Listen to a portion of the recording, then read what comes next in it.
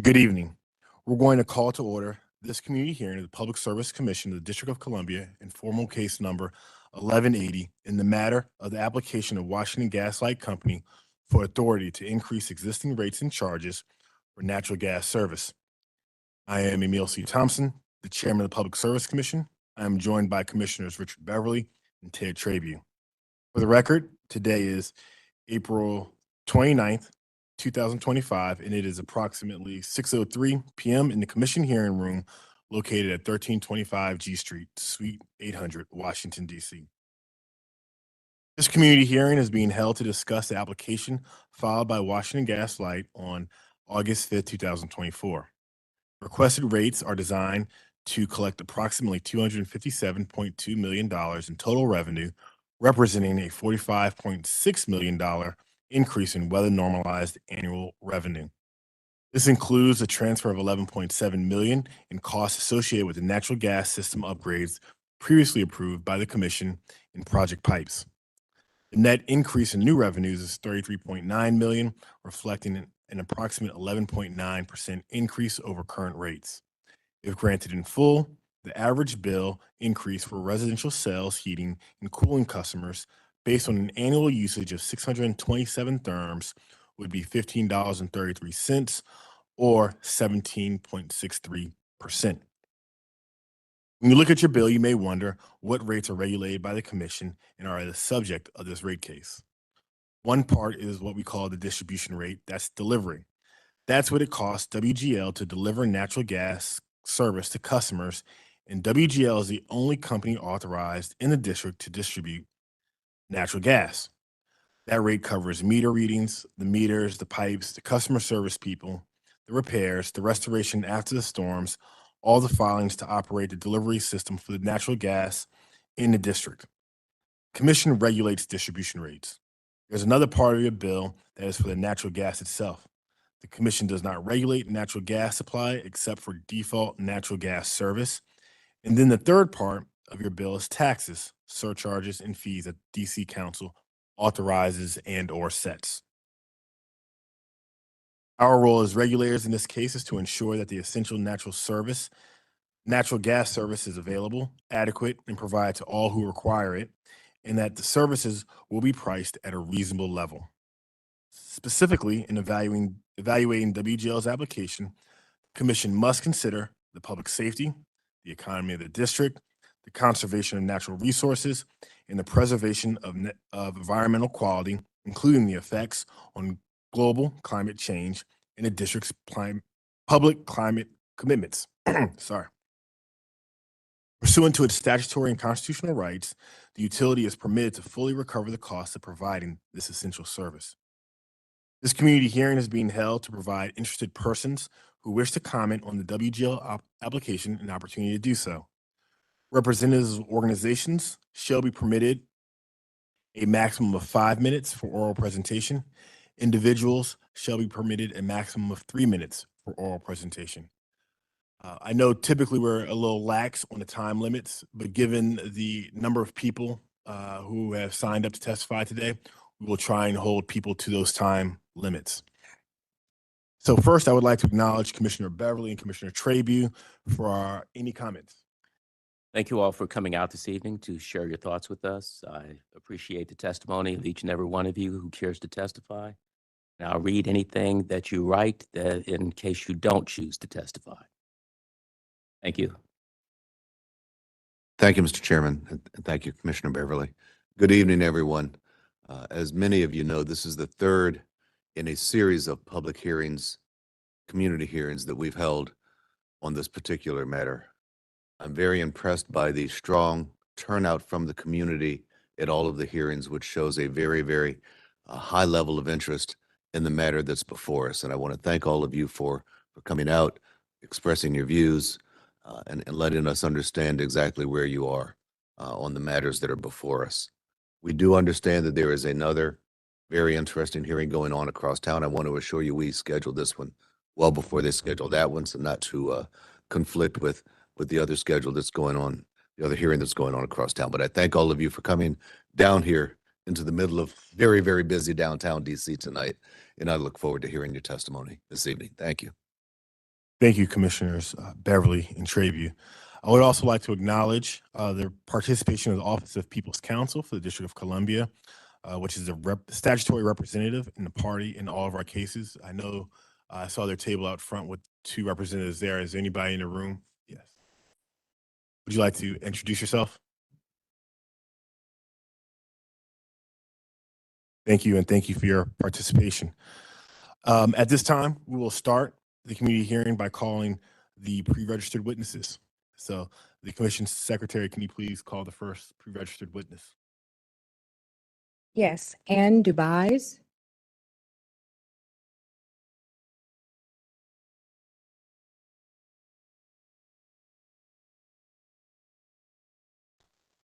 Good evening, Chair Thompson, Commissioner Beverly, and Commissioner Trabue. Thank you for holding these 3 community hearings so the public can state their views on Washington Gas proposed increases in rates and charges. Although being here is part of your responsibility, this does make for a long day, and I sincerely appreciate your time and attention. I'm curious, have you seen the Washington Gas Advocacy newsletter? While fossil fuel combustion and leaking methane overheat our atmosphere, Washington Gas is recruiting public support to continue to pump their climate and health-harming product into our homes and businesses. Easy, just click the link to become an advocate for Washington Gas. And here's some of the language you'll see. We need your help to ensure that we can continue to serve the communities we love and deliver long-term benefits for years to come. Hogwash. There is certainly no love involved, and these manipulative words seem almost cynical. The newsletter campaign was surely inspired by Washington Gas parent company AltaGas. As AltaGas CEO Vernon Yu put it, the company needs to control the narrative and have others advocate on our behalf as well. That's a quote. AltaGas and Washington Gas are working to undermine the district's climate laws and policies, and this makes me angry. Washington Gas spends hundreds of thousands of dollars each year to lure and influence customers. The company hopes the smarmy messaging in its monthly newsletter will delude gas customers into accepting escalating gas rates and convince us all that using gas is an essential part of a happy, comfortable lifestyle. Investor-owned utilities like Washington Gas primarily focus on maximizing shareholder returns, and in fact, Washington Gas is seeking an outrageously high return of 10.5% on common equity. AltaGas specifically credited the increased revenue from the 2023 DC Washington Gas rate case decision or its 8% rise in utility sector profit in 2024. The increase Washington Gas wants now is unreasonable and becomes even more burdensome with the transfer of $11.7 million in costs from the exorbitant Project Pipes program to base rates. I'm a Washington Gas ratepayer living on a fixed income, and I expect you commissioners to set gas rates in the public interest, not the corporate interest. Thank you.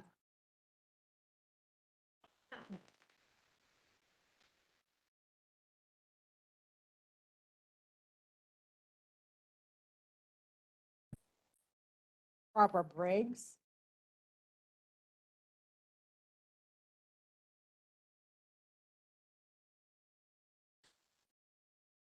Commissioners, thank you for this opportunity to testify, and I will keep it short-ish. I am Barbara Briggs. I'm the convener of the Beyond Gas, Climate, and Faith initiatives, whose partners include Washington Interfaith Network, Interfaith Power and Light, and Sierra Club. We work to build public understanding and engagement to speed DC's transition off gas in alignment with DC government's climate goals and legal obligations under the Climate Commitments Act of 2022 and other legislation. I'm here to voice opposition to Washington Gas's proposed rate increase of 12%, or about $45 million a year, to be added to DC families' utility bills particularly concerning is the 12 million that Washington Gas is asking for to fund its Project Pipes program. We, as a community, have asked Washington Gas and its parent company, AltaGas, to develop a business plan in alignment with DC's climate commitments. And Washington Gas, AltaGas, have committed to doing so in their merger agreement in 2018 and other proceedings. Gentlemen, you on the Public Service Commission have been very tolerant as Washington Gas has returned to you time and time again with supposed climate business plans not worth the glossy paper they're printed on. These plans, full of glowing promises of biomethane and hydrogen, are thinly veiled efforts to get by with the business as usual of continuing to burn gas in our homes. I'll just add here that our project recently investigated and tested 800 homes in the DC area and found that over 2/3 of them had levels of nitrogen dioxide that were dangerous for human health, according to the EPA. The time's come to say no in language that Washington Gas can hear. Our city has made a decision to reduce its emissions to net zero by 2045, which requires us to stop burning fossil fuels. We must invest our resources in making that transition and not in wall-to-wall pipe replacement, which will drain our residents' checking accounts and leave us in debt for decades. This is not a knee-jerk opposition to rate increases. There are plenty of projects that Washington Gas could undertake to advance DC's desperately needed policy commitment to decarbonize. The same equipment and labor that installs pipes could be used to build electric conduit or for geothermal. Neighborhoods could be moved to geothermal energy or air-sourced heat pumps. That is all work that needs to be done in DC, and I would be happy myself to see that rate-based. You've been tolerant. We have all hoped that Washington Gas would keep its commitments and begin to work in alignment with DC's plan to move off gas, but hope is not a strategy, and I hope that you will fulfill your role representing us, DC's residents, and deny this rate increase. Thank you.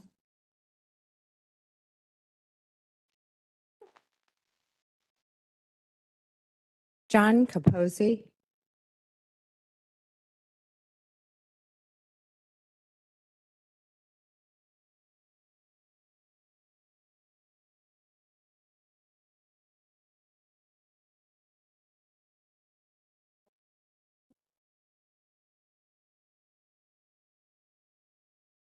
Carol Spring.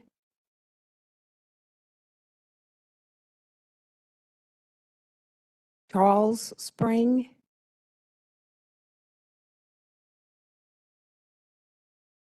Good evening.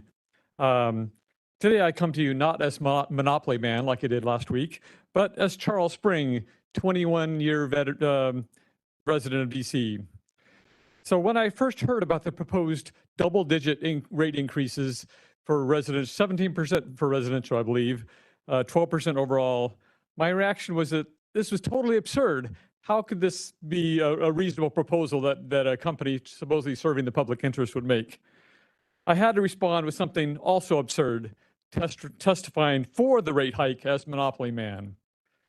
So many in DC already have utility debt, and many more will have already lost or will lose their jobs very soon. This is absolutely not the time for a profit grab by a very wealthy corporation with the CEO paid over $8 million each year and a team of lawyers trying to sue DC and Maryland, attacking DC and Maryland, while at the same time they're asking for a rate increase. Absurd. Where is their integrity, I ask? Washington Gas does not deserve any rate hike. They have not fixed major leaks despite getting money for maintenance, and in the past few years for Project Pipes, the accelerated rate pipe replacement. And these leaks continue to cause risk for explosion and contribute to the climate chaos. Furthermore, AltaGas is paying fines for not adhering to its commitment when it bought Washington Gas. They should not pass these expenses to the ratepayers. Again, where is their integrity? Now I ask you, where is your integrity, commissioners? Who do you serve? Which side are you on? Thank you.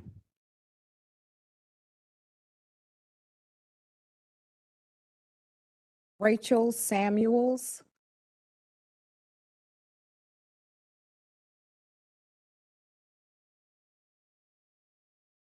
Well, you can see me. I know I'm a little short. I thank you so much for taking the time to listen to us tonight. Oh, there we go. Okay. My name is Rachel, and Washington, D.C. has been my home for 8 years now. I was one of the many federal workers who became unemployed as a result of the presidential election. Like so many others, it's been really hard for me to find a new job in this crowded market, and without a paycheck, every extra dollar I'm charged is a burden. After all we've been through as a city these past few months, forcing DC residents to shoulder yet another burden just so wealthy corporations can stuff their pockets is wrong. I truly love this city and I care about the 700,000 people who live here. That's why I'm asking you to reject this rate increase. By rejecting this rate hike, you will show that you care more about the people of DC than the profits of Washington Gas. Washington Gas has proven again and again that they do not care about our health, they don't care about our environment, and they do not care about our livelihoods. As we know, gas corporations have tricked people for years into thinking that cooking with gas is the best option. But in reality, natural gas, really methane gas, is poisoning us and our environment. This rate increase would essentially be a dangerous investment in the dozens of harmful pollutants that spew out of our gas stoves. Pollutants like nitrogen dioxide and benzene, which we know can cause asthma and cancer. This rate hike would also obviously be an investment in methane, which is an extremely powerful greenhouse gas that is contributing to climate change. Methane traps heat more effectively even than carbon dioxide, and this is warming our planet faster than we can adapt. A vote against this rate increase is a vote for energy efficiency, for environmental protection, and for cleaner air quality. By blocking this unethical money grab, you'll also protect us, the people of DC, from unnecessary fees atop the steep bills we already pay. You have the power to help the people of DC. As a loyal resident and taxpayer, I'm asking you to make the right choice and reject this Washington Gas rate increase. Thank you again for your time.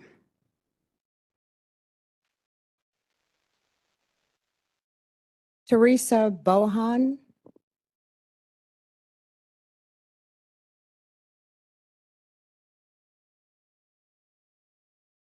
Lara Levinson.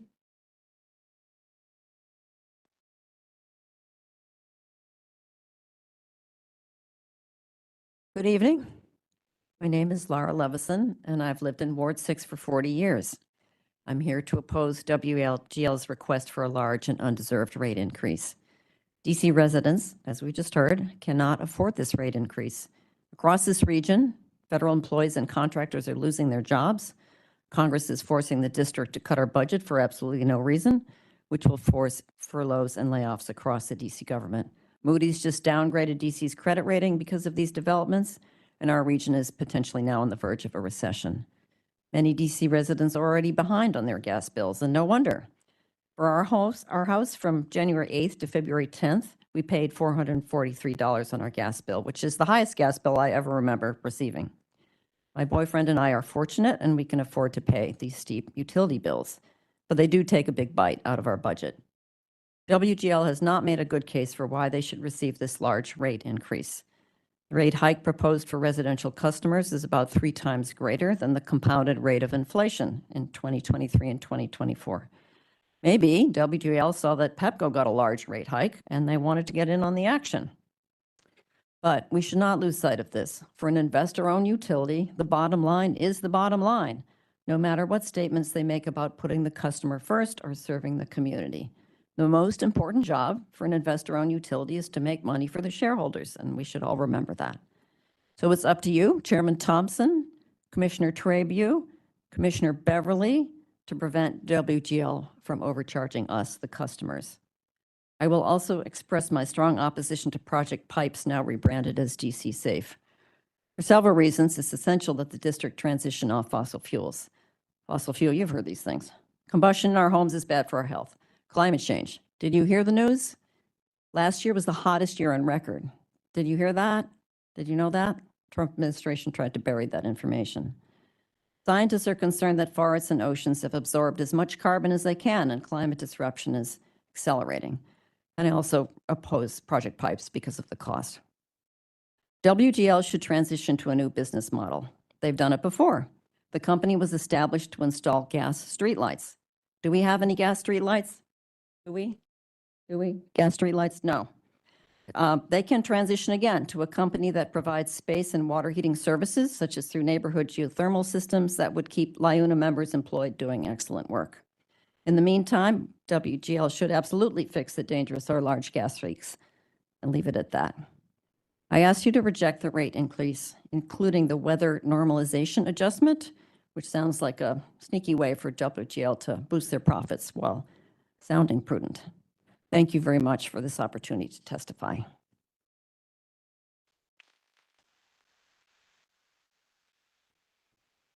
Commissioner Ann Lane Madanov.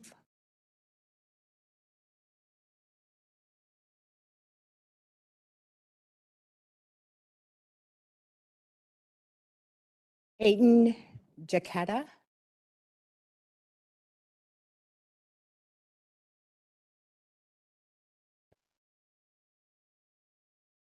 All right. Is that good? Perfect. My name is Aiden Jaquetta, and I'm a student at American University getting my master's in political communication. This is why I stand here confused as to why the DC Public Service Commission would even be considering this outlandish Washington gas application.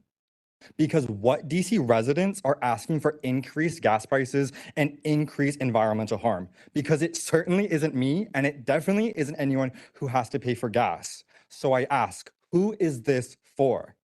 The Public Service Commission openly admits that if the proposed rate increase is approved, it will increase resident gas prices.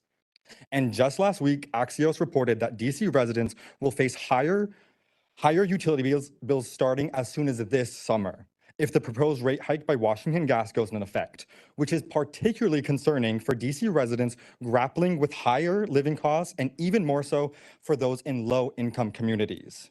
So what DC residents are advocating for a proposal to increase their gas bills, especially one under a company that just last year had the same proposal suspended due to poor performance and inefficiency. So once again, I'm asking, who is this for? Because it certainly isn't DC residents struggling to pay their bills or ones concerned about the environmental impact it'll have. For years, environmentalists have pointed out that the district's choice to spend money on a major overhaul of its gas infrastructure directly contradicts its stated goals on climate change. It is impossible to become carbon neutral while continuing to burn fossil fuels on site in homes and buildings. Project Pipes, as well as DC Safe, is not focused on identifying leaky pipes and replacing them, says Mark Rodefer of the DC Sierra Club. They want to replace almost every pipe in DC. If it was about leaks, you wouldn't do it this way, and you would do it a lot cheaper. In their testimony, when asked how Washington Gas would incorporate the district's climate policies into capital planning, they responded with, the company's approach for accelerated pipe replacements incorporates the district's climate goals by deploying capital to replace leak-prone infrastructure, which over time will result in lowering greenhouse gas emissions. Two blatantly false statements. Not only has the Washington Gas Company proven to the district that they cannot effectively reduce gas leaks, it is also a fact that its proposal does not align with DC's climate goals and will only contribute to the problem. So why is anyone even considering this awful proposal? If the Public Service Commission approves this proposal, they are failing to serve the public in every way imaginable. Thank you.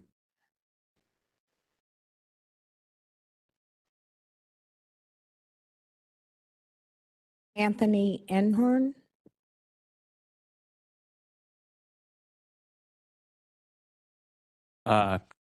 Commissioners, commission staff, thank you so much for creating this space for us to give some feedback today. My name is Anthony Enhorn. I'm a 2-year DC resident of Ward 2.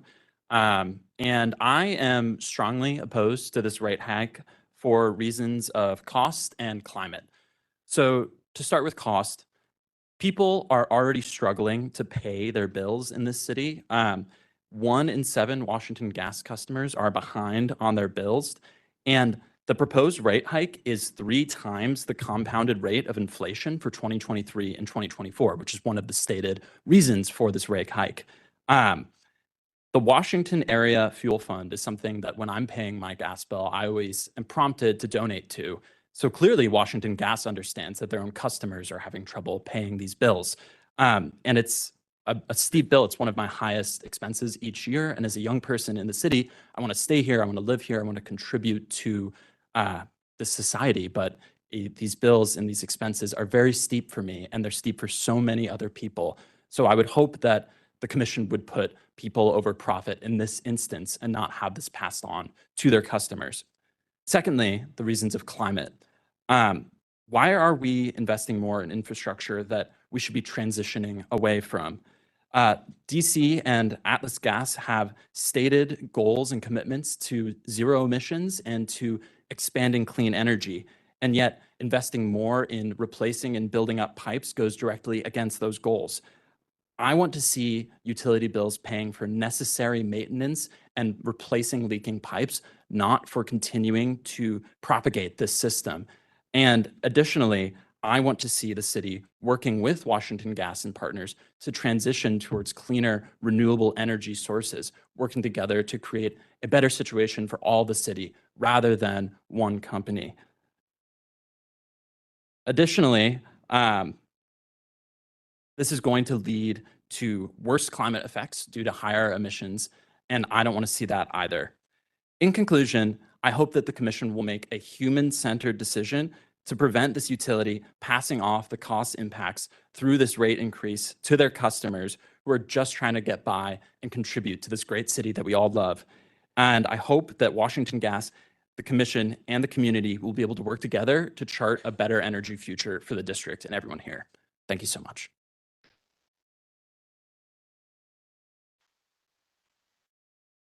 Wesley Lindemood.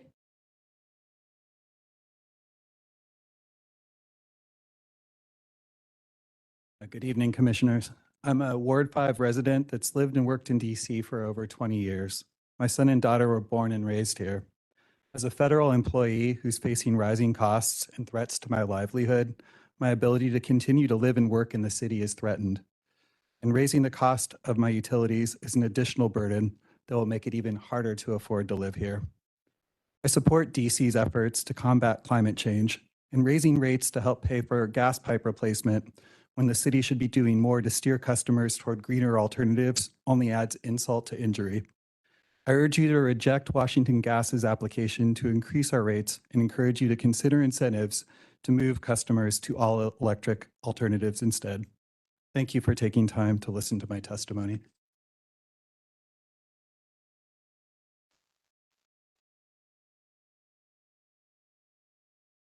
Zoe Swain.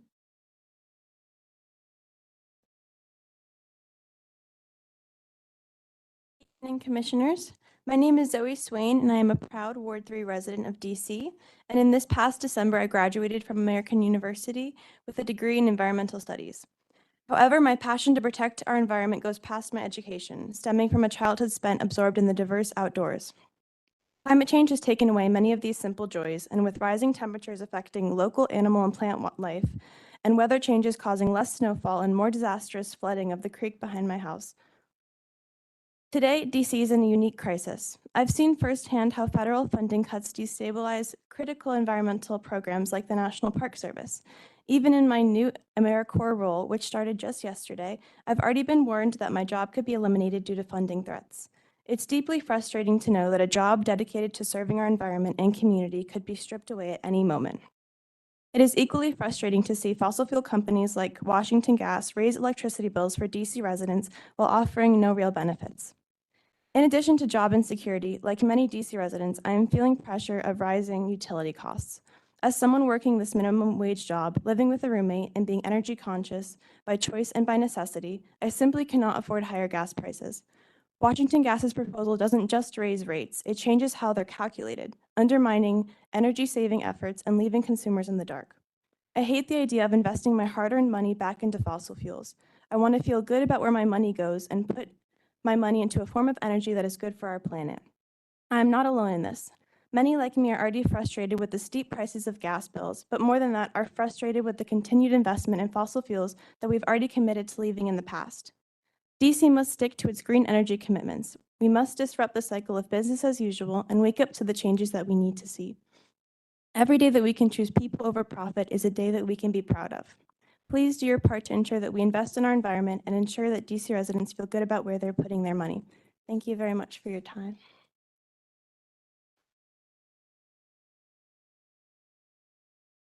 Catherine Blanco.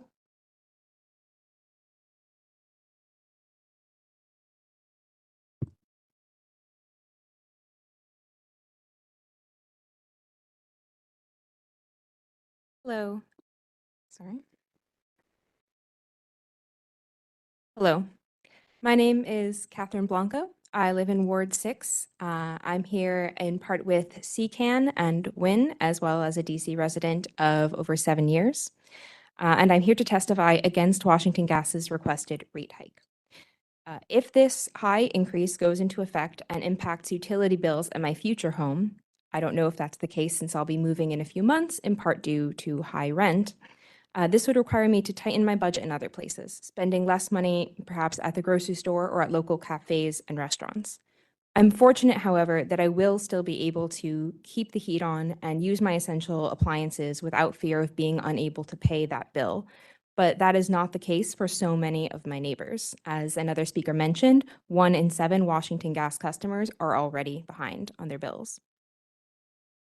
In this moment, especially, again, as others have mentioned, when so many federal workers and other public servants and those who rely on the services that they provide are struggling in our city, I'm sure many of us know at least one person who's been personally impacted and financially impacted. This is not the time to take millions of dollars from DC residents and give that money to Washington Gas. This is not the time to invest that money in fossil fuels. This is the time to invest in the well-being of DC residents. Our government should be working to ensure that people are experiencing disruption in their careers or in social services are able to stay in their homes, and doubling down on commitments that the city has made to clean air, clean water, and greenhouse gas reduction. Washington Gas's proposal would cut against both of these goals. I ask members of the Public Service Commission to consider their role as public servants. Please take this opportunity to stand up for the people of DC and say no to Washington Gas's rate hike. Once again, thank you for your time and the opportunity to speak today.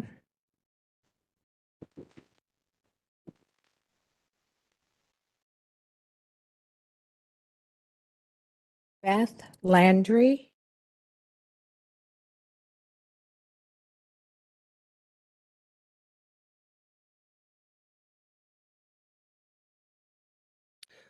Testing. Okay. Good evening, Chairman Thompson and distinguished commission members. Thank you for the opportunity to speak today. My name is Beth Landry, and I live in Ward 2 in SMD 2C1. I'm testifying tonight in opposition to the rate hike. My spouse and I just moved to the district this past January after my spouse's job having taken us to Sweden for 6 years.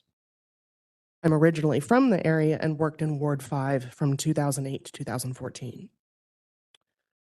One of the first things I noticed when we moved back was how warm this past winter has been.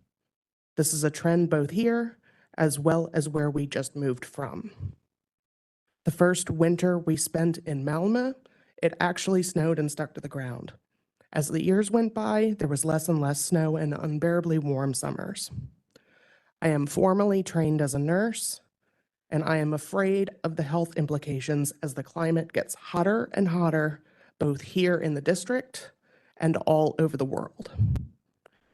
Alongside the culture shock of moving back for a wide variety of reasons, it is absolutely anxiety-inducing getting reacclimated to the area with the skyrocketing costs of living, including utility bills.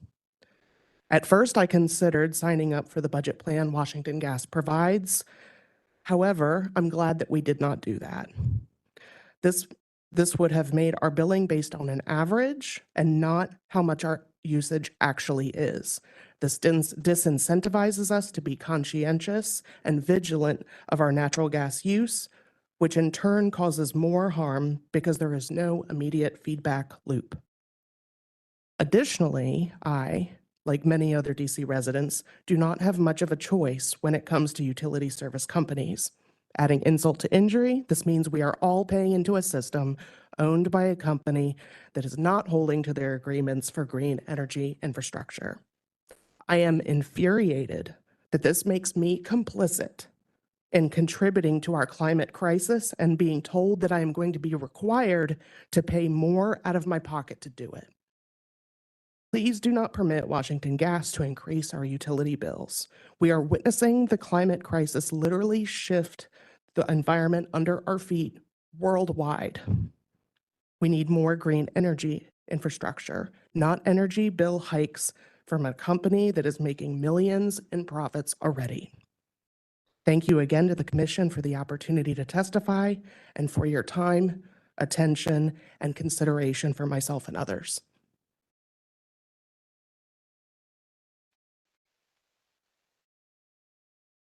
Genevieve Brosford.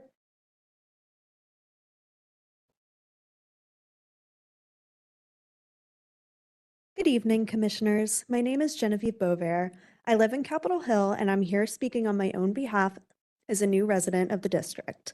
While I recently moved back, DC has always been a part of my story. I was born at Sibley Hospital, and I lived here until I was 6. When I had the opportunity to return as an adult for a professional opportunity, I faced a real choice: live in Virginia or come back to the city.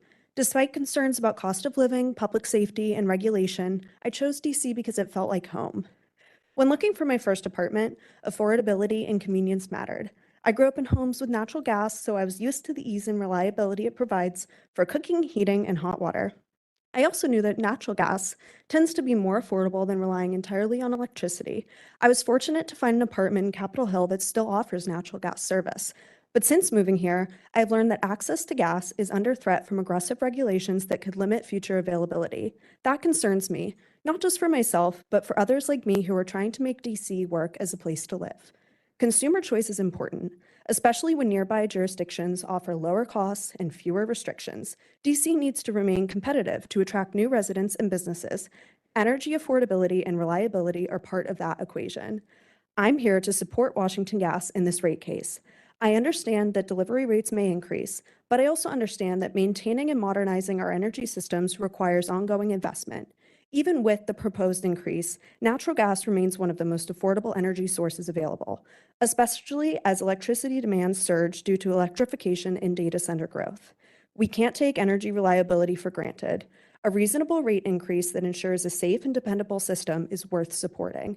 I urge you to approve Washington Gas requests and help preserve energy choice, affordability, and reliability for people like me who want to build a future in this city. Thank you.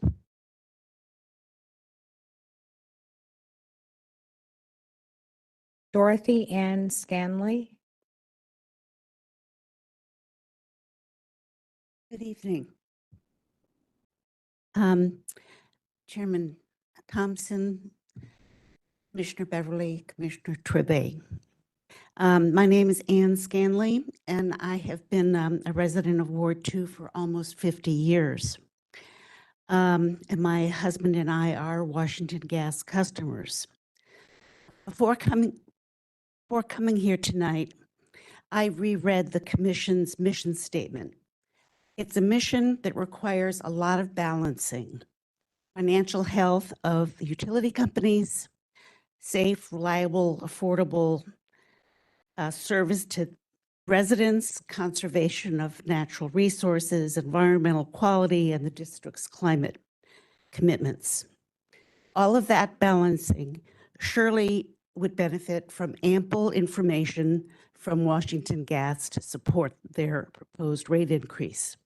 So I'm here tonight to urge you to listen to the advice of the Office of People's Counsel and call for an evidentiary hearing.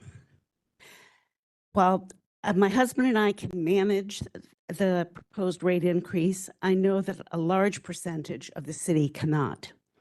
Already, more than 14% of Washington Gas customers are behind in their bills. And as we've heard with the recent firings of so many federal employees, expected cuts in federal support for the nation's safety net, that percentage is only going to grow. Given the substantial burden the rate increase would impose, it's imperative that Washington Gas provides substantial proof that the funds they are asking for are really necessary. According to the Office of People's Counsel, they haven't done that. In fact, Washington Gas has been so vague about how it will get a handle on the pervasive gas leaks that you all have asked for an investigation into that. Meanwhile, Washington Gas's profits last year were almost $200 million.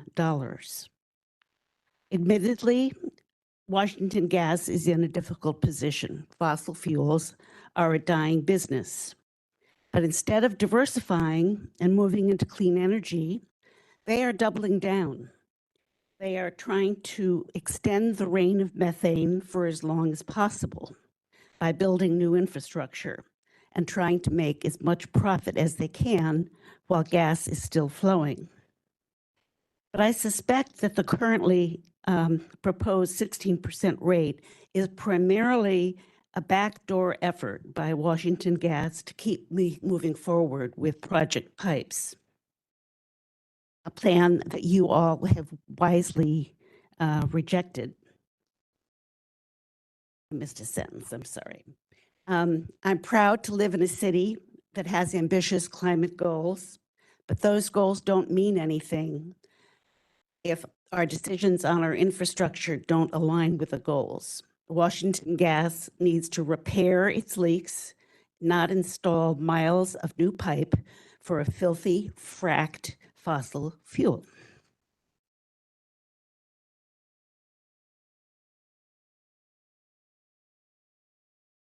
Deb Samant.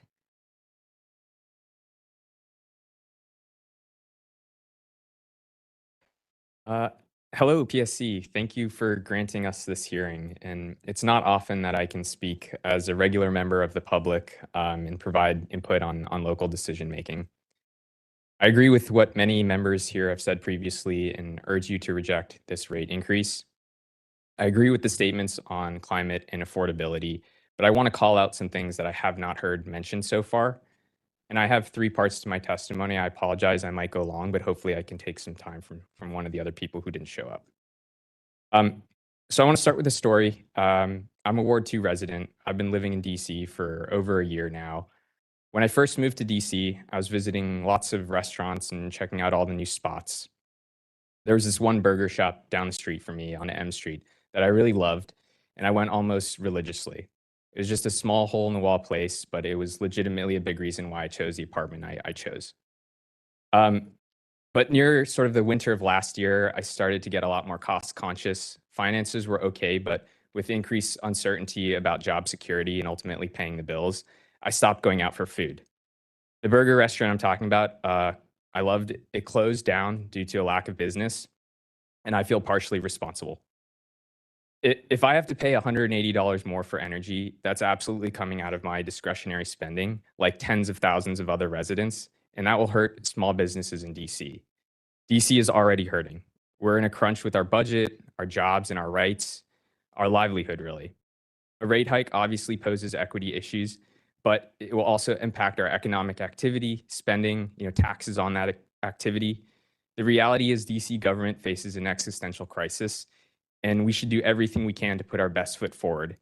Approving this rate case would be taking money from our pockets and that of DC and putting it in the hands of a foreign-owned corporation. WGL has said something like only 10%, maybe 13% of its employees actually live in DC. Fewer than that if we count the parent company AltaGas and shareholders that might not even be in the US. By and large, they don't understand what it means to live here and experience what is happening right on our doorstep. This rate hike is coming at an absolutely terrible time, and I implore you to reject it. I'd also like to take this opportunity to demonstrate some misgivings I have with the communications by Washington Gas. In preparation for this testimony, I reviewed some information that Washington Gas made available publicly. I'm going to be handing you an insert that Washington Gas currently has posted on their website with the messaging around this rate case. And I've highlighted sections that I'll be explaining shortly. The inserts are meant to be folded, so pages 1 and 4 on the front. And I'm also going to hand you a spreadsheet citing some of the numbers on that document.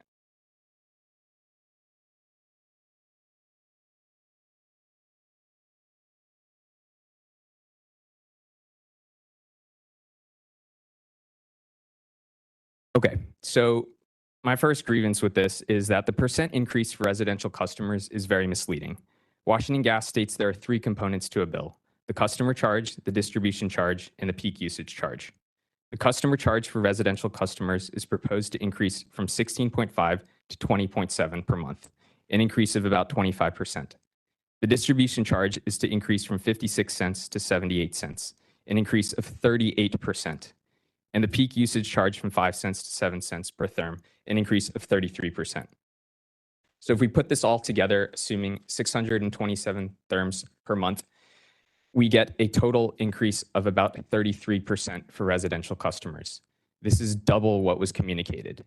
If there are additional charges that would somehow lower this overall percentage of total, that should be clearly stated in the communications that were provided.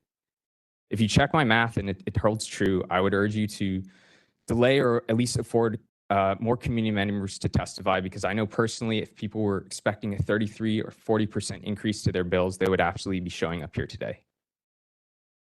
My other grievance is around the misstatements in the insert itself. It says on one part that the charges have been approved. This is possibly a typo, which would be really embarrassing for 6 or 7 people in fancy suits here to make. But if it's not, it's also misleading for consumers that would otherwise have shown up here, but assuming something is already approved, they might not. I know this from, well, I only knew to come here today from the tireless work by nonprofits and OPC that are looking out for residents. My last grievance with this is the weather normalization is not explained very well, but that's okay since they only had a few pages to explain all this.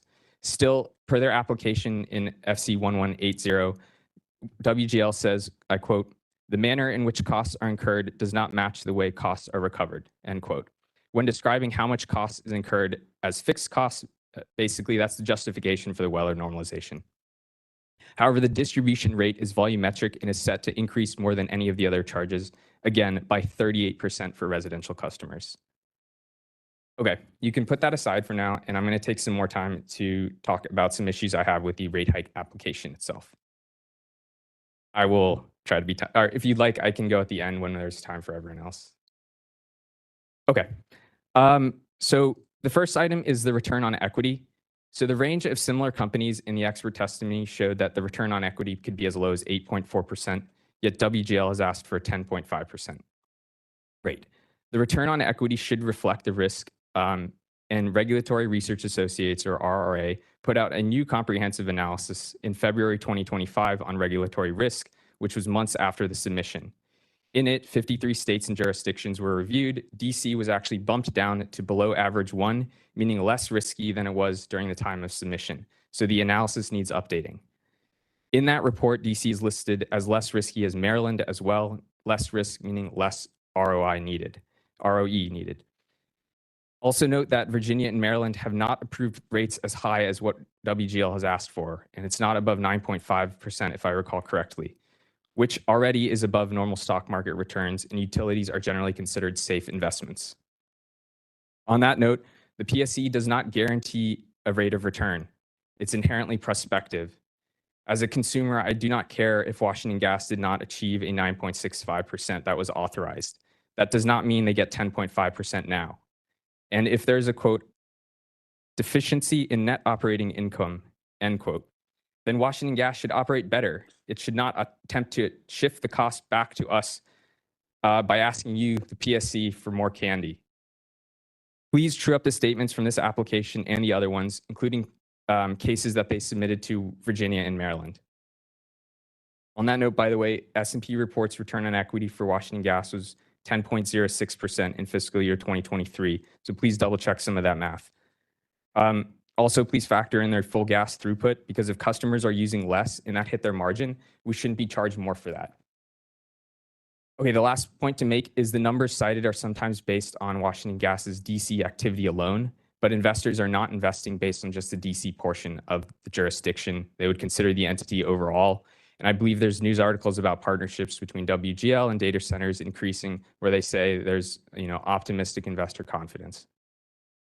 Okay, the three other items here. Second item is on project pipes. Yes. I mean to cut you off, but in the interest of fairness to everybody here, can you either include rather shortly, or we'll have you come back up when I'll come back up afterwards. Okay. Thank you.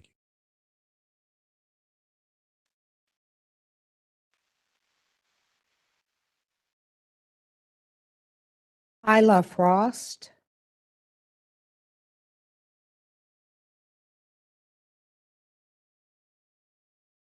Check. Check. Okay. Good evening, Chairman Thompson and Commissioners Trabue and Beverly. Thank you very much for holding this hearing and creating this opportunity to hear from the DC public. My name is Isla, and I am a DC resident living in Ward 1. I've been living here for over a year now and in the DMV area for the past 5 years. When I first moved to DC, I was originally planning to work in public service because I really believe in serving the people, and I think that working in local government is an incredibly powerful way to do that and prioritize people in a world that is so often dominated by powerful financial interests. And so I'm honestly really disappointed when I learned that the Public Service Commission is considering choosing big business over me and my neighbors in DC. I live in DC and I pay my energy bills every month, and I am doing what I can to save money in an incredibly expensive city. I live with roommates, and in the winter, we definitely keep our place cold to cut costs. We wear sweaters, we make tea, we save a little money, and we try to save the planet a little bit. And so, in particular, the weather normalization adjustment feels egregious and unfair to me, because it takes away this agency and control that I have to lower my usage of methane gas and also to lower the bills that I pay. And this is very much not just about me. This 12% proposed rate hike is a huge increase, and it's coming at a time where, as we all know, DC feels very vulnerable with these huge federal layoffs, the looming DC budget cuts. The past gas rate hike was only a little over a year ago, and the PEPCO rate hike that's going to kick in this summer. This is very much an expensive and a hard time for many DC residents. Already, 1 in 7 Washington Gas customers are behind on their bills. I want to slow down here a little bit because I don't want that number to just get lost in the statement. This is not just a few people in DC. It's a lot of people who are struggling with bills. I may be new to DC, but I know my neighbors and I really care about this city. I believe that it is the responsibility of local government to know when to put your foot down as a regulator and to look out for the best interests of DC. Ultimately, it's hard for me to comprehend another $34 million per year that most residents don't have a choice but to pay, invested in a methane gas system that ultimately does not serve DC. Methane gas is dangerous, expensive, and unsafe, and I urge you to reject Washington Gas's proposed rate hike and just take this decision incredibly seriously. Thank you for your time.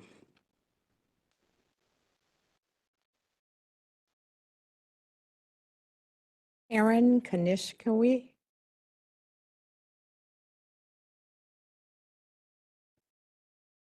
Good evening, commissioners, and thank you for the opportunity to testify today. My name is Aaron Kanishkawi. I'm actually a Maryland resident. So what got me to come here today on a Tuesday evening instead of my weekly pickup game? Apart from volunteering with different DC environmental advocacy organizations, I'm a lifelong DMV resident. I'm a lifelong DMV resident who lives just over half a mile away from the DC border, and I care deeply about my region's future. DC is my community. I also hope to move to DC in the near future, which is why I'm asking that you reject Washington Gas's proposed rate increase. People are already struggling with high bills, and this increase will just make things worse. Conversely, Washington Gas's parent company, AltaGas, is doing just fine. They recently reported a significant increase in profits.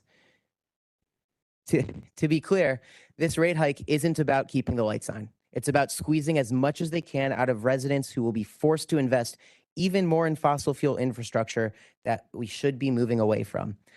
This is the time for bold electrification, for transitioning away from gas, and for prioritizing affordability and clean, breathable air. Instead, this proposed rate hike would pour more money into a polluting system that's harming our climate and locking people into dependence on methane gas. The weather normalization adjustment is particularly troubling. Charging ratepayers more during warmer winters when they use less gas is completely backwards. It punishes conservation and undercuts DC's climate goals. People should be rewarded for using less fossil fuel, not penalized. Recently, we've seen Maryland take a different path when dealing with Washington Gas. Maryland just reformed its STRIDE program, a law that has similarly enriched utilities and has allowed Washington Gas to spend heavily on infrastructure with minimal oversight. Policymakers in Maryland recognize that continued investment in fossil fuel was not only wasteful, but directly at odds with our state's climate goals. The program was reformed to include strong ratepayer protection. Climate change and air pollution does not respect city boundaries. The choices made by this body affect the entire region. A decision to keep enriching Washington Gas at the public's expense does not just hurt people in the district, it hurts everyone. As someone who wants to move here, this case really matters to me. I'm part of a generation that's looking to live in places with integrity on climate and equity. If DC keeps backing fossil fuel companies over its people, it's a red flag, not just for me, but for so many young people who want to build a life in a forward-thinking, sustainable community. Please reject this rate hike. Thank you for your time.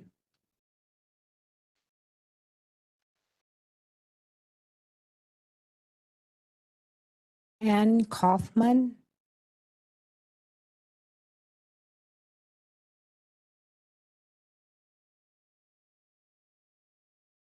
Good evening. Can you hear me okay? Thank you for giving me the opportunity to speak, Commissioners. My name is Ann Coleman. I'm the first Vice Chair of the Ward 3 Democratic Committee, and I am testifying on behalf of the Ward 3 Democratic Committee. The Ward 3 Democratic Committee opposes Washington Gas's requested rate hike in its entirety. We oppose the basic rate increase. We oppose folding the project pipe surcharge into the basic rate, and we oppose the weather normalization adjustment.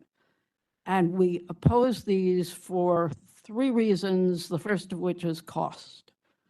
This requested increase is excessive.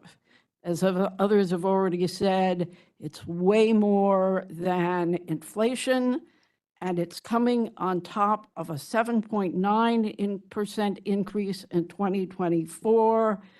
And we already have an extreme burden, which on already overburdened ratepayers, while unnecessarily increasing return on investment for investors. That's should not be the Commission's biggest concern, the investors. Our written comments express this in more detail, and the other things I'm going to mention, they also express in more detail. We also don't think there should be a rate increase because Washington Gas has been inadequately dealing with gas leaks.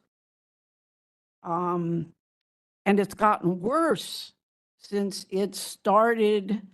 It's fixing fewer gas leaks since it started Project Pipes, while it's charging us an excessive surcharge for Project Pipes. Additionally, Washington Gas has failed to meet its goals for reducing pipes while charging the excessive surcharge. The Ward 3 Dems have passed 2 resolutions. Aside from opposing the rate hike, we opposed Project Pipe 3, and we oppose District Safe. And our final reason that we don't think Washington Gas should get a rate increase is that it is, as so many people have said, it's ignoring the district's climate mandate.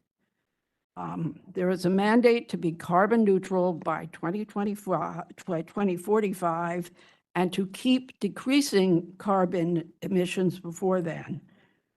The majority of the DC Council has written to the Commission over Project Pipe's conflict with the district's climate mandate.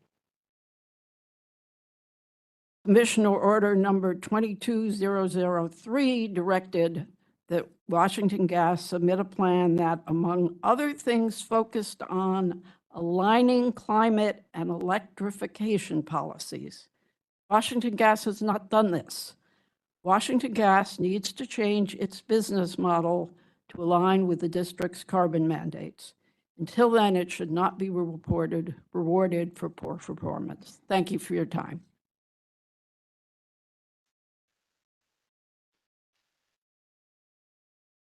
Teresa Hopgood.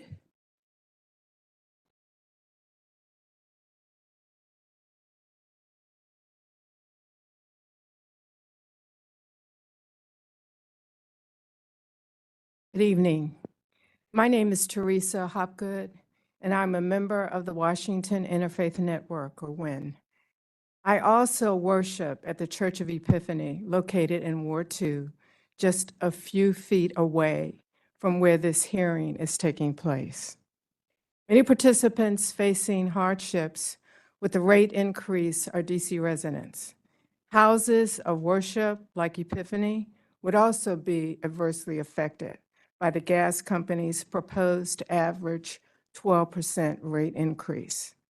Churches that are already operating with limited resources, yet are involved in providing services to those in need and advocating for social and economic justice, would not be immune from facing higher costs. A gas company business as usual model is not the answer. As district residents shift to electrification, a smaller pool of ratepayers, including churches, will be left footing more burdensome energy bills. Aside from the financial burden, gas leaks continue unabated. Last June, walking toward Epiphany, I saw gas company trucks swarming the 14th and G Streets intersection to fix a gas leak. I took photos. The smell was overwhelming. This was a grade 1 leak with a repair duration of 12 hours and 24 minutes. Gas leaks are happening with greater frequency, and the consequences can be deadly. Gas isn't just a safety hazard. It's also unhealthy to breathe and a climate hazard.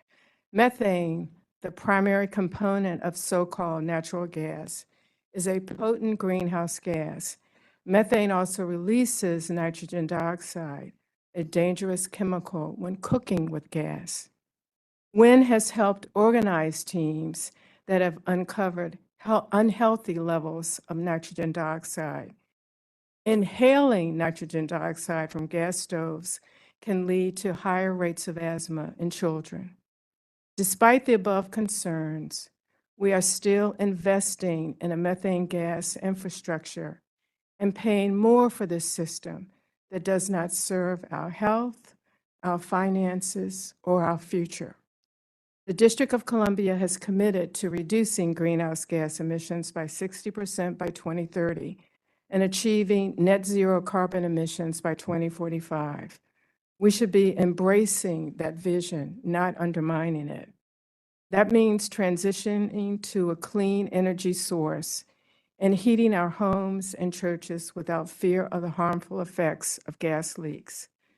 So I urge you to consider the broader impact of this proposed rate increase, not just on households, but on churches like Epiphany that are rooted in community and service. We need a path forward that protects our health, supports our environment, and honors our commitments to future generations. Thank you.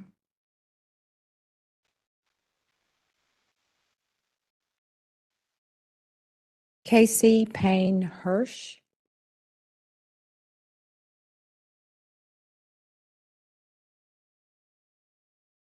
Hi, my name is Samantha Saker. I'm from Ward 4. I'm speaking on behalf of Casey Payne Hirsch, who's right there, who's in Ward 3. Washington, D.C.'s Public Service Commission's mission, self-stated mission on your website, is to provide affordable utility services while also keeping our communities safe and helping us achieve our climate goals. Washington Gas's proposal is at odds with all three of those goals. With respect to affordability, most low-income households already spend more than 6% of their income on energy, with some spending more than 20% of their income on energy bills, the whole range of which is a huge financial strain on our most vulnerable residents. And the massive, more than 10% rate increase that Washington Gas is proposing will likely burden those individuals the most, both as a percent of their income and because they're, of course, less able to invest in structural and technology changes that could reduce their reliance on gas. With respect to safety, natural gas is dangerous to our health. A 2019 to 2021 study by Harvard University's Center for Climate Health and Global Environment found that natural gas samples from stoves and pipelines around Boston contain 21 federally designated hazardous pollutants. Furthermore, small gas leaks often go undetected, including several around my brother and niece's home in Ward 7, because there isn't sufficient odor for us to notice. The American Public Health Association calls gas stoves a public health concern, and the American Medical Association says that they increase the risk of childhood asthma, which I'm sure you all know. Benzene, one of the hazardous pollutants found by the researchers, is linked to cancer. The district is and should continue to be principally focused on moving us off our reliance on this dangerous energy source that also happens to be a harmful climate pollutant. And in the meanwhile, our regulators should only support Washington Gas in their efforts to improve the safety of their pipeline system and energy affordability. District energy consumers should not be spending a cent on developing additional non-safety focused gas infrastructure, because once we make that investment, Washington Gas is just hoping it locks us in to gas for several more years to come. It's hard enough to make the switch to cleaner energy. Let's not make it harder and more expensive on ourselves by spending more money on this old, dirty technology first. I ask the Public Service Commission to reject this version of Washington Gas's proposal to increase rates and charges for natural gas services. Thank you.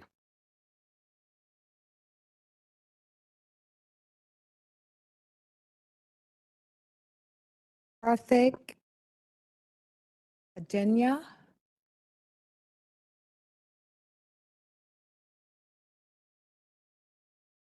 Hi.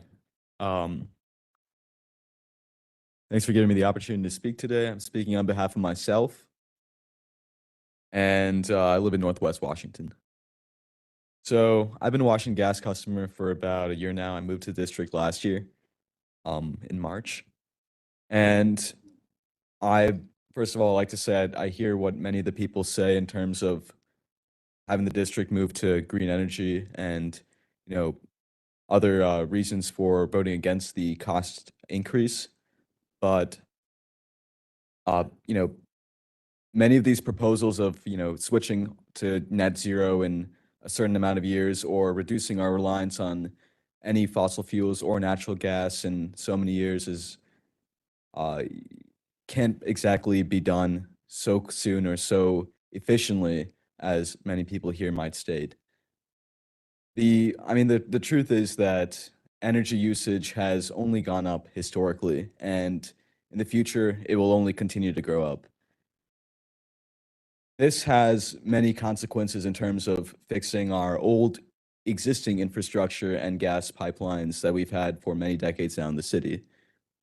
I know, one friend of mine who lives a couple blocks away, and when during the winter, she had some sort of gas leak or something, and her gas bills were enormous because they couldn't figure out what the problem was. And it turns out, she had the gas line that was feeding her had a pretty faulty system, or it was leaking. And many people say that these gas leaks are terrible, and I agree. Yeah, these grade 1 gas leaks, when they're not fixed for hours or days, are awful. But the thing is, if we don't put money into fixing the infrastructure here, we just accept that these gas leaks are going to be here for the future. So, with inflation and all these other, cost increases for the last, couple of years now, 4 or 5 years, it's understandable that Washington Gas would, need to increase prices to keep up with infrastructure. That being said, it's a different issue in terms of keeping them accountable for what what they use the money for. I think those are two separate things. One is making sure that we have the money we need so that while we switch to or create better alternatives for energy, we keep consumers who rely on natural gas, keep getting their energy and from a good, reliable source, and also make sure that the money we send to Washington Gas is used in the appropriate manner, as I'm sure the commission respects. And so I'll just conclude by saying, thank you again for having me speak. I understand the many reasons why, DC as a city would want to move to a greener energy, but that goal can only be achieved if we, balance both keeping existing energy sources and energy reliability for customers while also increasing investments into greener focus. Thank you.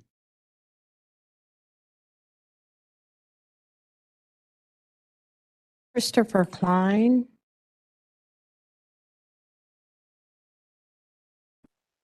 Hello, good evening. My name is Christopher Klein. I'm a superintendent at Miller Pipeline and a member of Operating Engineers Local 37. I appreciate the opportunity to speak with you guys today. Every day for the last 20 years, I've set my alarm at 4:45 a.m. and I'm out the door by 5:20. I like to get to the job site early and check my equipment and make sure it's ready for the day. This isn't about being on time, though. It's about a pride I take in the work and the responsibility I feel for the safety, reliability, and affordability of the natural gas system. During my 20-year career in natural gas, I have worked my way up from being a laborer to being a superintendent. I'm a proud union member my whole career. My career in natural gas has given me financial stability and a sense of community. My family and the families of countless workers like myself have built their lives around the health of this industry. Miller Pipeline is a diverse workforce and has been a staple in DC communities for decades. We currently employ 61 dedicated professionals in DC, 44 of whom are minorities and/or women, and many of whom are proud members of Local 11, the laborers, and Local 77, the operators. We also commit to diversity in our contracting, with approximately 36% of our revenue flowing to diverse contractors and suppliers. Working in the district is difficult. The infrastructure we maintain here is some of the oldest in the country. We face some unique constraints like work hour restrictions, burdensome permitting requirements, traffic congestions, and security shutdowns. These challenges, combined with inflation, a growth in our rate base, and countless other factors, make working in the district less efficient and more costly. Washington Gas needs sufficient rate recovery so we can continue to giving the community the service it deserves. A majority of the district's residents receive natural gas services. Our work and the work of our partners like Washington Gas directly affects the lives of those residents by protecting them from the dangers of faulty natural gas infrastructure, minimizing disruptive services outages, and keeping their energy costs low. I urge the Commission to consider the importance of maintaining our current gas infrastructure, ensuring it remains safe and reliable, and supporting the community partners like Washington Gas that do this critical work. Thank you for your time and consideration.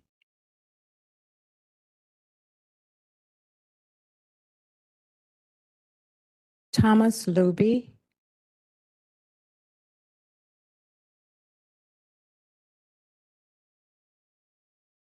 Inami Batis. I'm sorry for the pronunciation or the mispronunciation.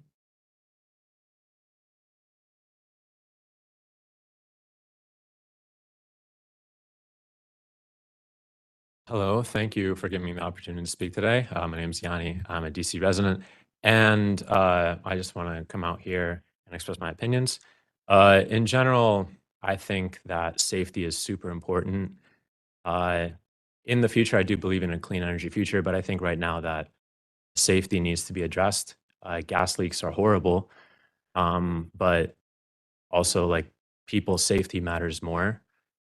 So I just wanted to come out here and say these quick couple words in favor of Washington Gas. Thank you very much for your time.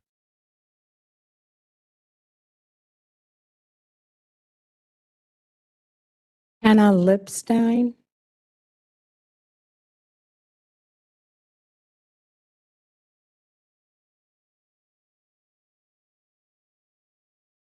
Good evening, commissioners. Thank you for the opportunity to speak with you about this case this evening. Over these sessions, you've heard from numerous residents who, like me, are imploring the commission to reject the proposed rate hike. I'd like to say a few words about how this issue affects me personally. I moved to DC 2 years ago to enter a master's degree program on media and technology policy. I completed my degree in December after writing my graduate thesis on the environmental implications of federal AI policy. While I'm quite proud of this accomplishment, I have now found myself in an abysmal job market that no one truly anticipated, with DC especially flooded with qualified, dedicated workers experiencing unprecedented loss of their livelihoods. To illustrate this phenomenon, I applied recently to a position in my field that I believed I was highly qualified for, a small nonprofit of about 15 staff members. I learned recently, after not advancing in the process, that the organization received over 700 applications for this position. To put it succinctly, times are tough, money is tight, and morale is low. I tell you all of this, commissioners, because I'm not captured in the statistics about fired federal workers, but the economic landscape in DC has hit me hard too, and the trouble shows no sign of abating. Today, I also paid my Washington gas bill, which came to about $85 in the balmy month of April. As I do every month, I gritted my teeth at the proj pipes adjustment line item of my bill, among the other assorted inscrutable charges. And as I do every month, I ask myself, why exactly am I subsidizing Washington Gas's profit schemes? I, as a renter, far from home ownership, have little choice about the energy source that keeps me warm and fuels my stove. This was the apartment that I could find in my budget, and so every month I send the pennies that I am diligently pinching to go line the pockets of Washington Gas executives and shareholders. Commissioners, approving this rate hike is simply unconscionable under current conditions in our city. The future of Washington Gas's bottom line looks promising. The federal administration has promised to drill, baby, drill, planet and the rest of us be damned. Things are looking up at the Alta Gas HQ in Calgary. Right now, my future is much less certain, as it is for so many residents in the district. I've grown to love DC in my 2 years here, and I sincerely hope that I'd be able to stay in the city to do good work that affects change in the world. But given my savings, I can only afford my rent and my utility bills for a few more months before I have to start making difficult decisions. With your decision, commissioners, you can keep the pain coming to the people for whom that $10 or $20 or $50 really makes a difference, or you can hand another freebie to the fossil fuel industry. Your call. But know that we're counting on you and we're paying attention. Thank you.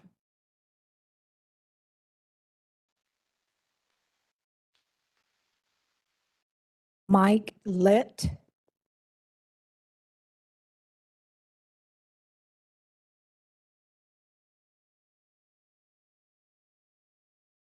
Hi, Chairman Thompson. Hi, Commissioners Beverly and Trabue. My name is Mike Litt. I've been a renter in the district for 10 years, and I am the Consumer Campaign Director for PIRG, the Public Interest Research Group. We are a nonprofit consumer advocacy group that advances solutions to problems that affect our health, well-being, and safety. Because many district residents rely on gas for home heating and will continue to for some time, it is important that Washington Gas make prudent, limited investments to maintain system safety and reliability, and to be able to recover those costs from its customers. But given the district's climate goals, the troubled history of Project Pipes, and the increasing cost burden being placed upon Washington Gas customers, the Commission must take a critical look at the utility's proposed spending to ensure it is not excessive. We urge the Commission to rein in Washington Gas's proposed rate hike. Washington Gas's application is a business-as-usual approach that lacks forward planning to meet the requirements of district law and policy. By proposing to transfer $11.7 million in spending for its pipe replacement program from its surcharge to its base rates, the utility's application is asking district residents to continue funding a decades-long pipeline replacement program, formerly known as Project Pipes and now rebranded as District Safe, at levels that are unnecessary, contrary to this Commission's precedent, and incompatible with DC law. Washington Gas does not appear to be moving away from an untenable decades-long plan to replace more than 400 miles of pipelines. We are concerned that Washington Gas will keep coming back for even more rate increases related to pipes that will become obsolete as more homes and buildings electrify to meet the district's legally binding climate goals. For all these reasons, we urge the Commission to rein in Washington Gas's rate increase proposal. Washington Gas's request for a rate increase comes after one was already partially granted last January. As originally conceived, Washington Gas's pipeline replacement plan would still have decades to go and cost billions of dollars. Notably, in its District Safe filing, the utility's modeling of future scenarios involved the wholesale replacement of 477 miles of pipeline by 2045 and beyond, despite this Commission's calling for a scaled-back and narrow replacement program that makes only necessary repairs in light of the district's energy transition away from gas.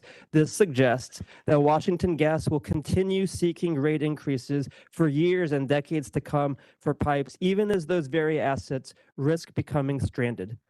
By 2045, the district aims to ensure that homes and buildings are healthy and fossil fuel-free under carbon-free DC and must reach carbon neutrality under the Climate Commitment Act.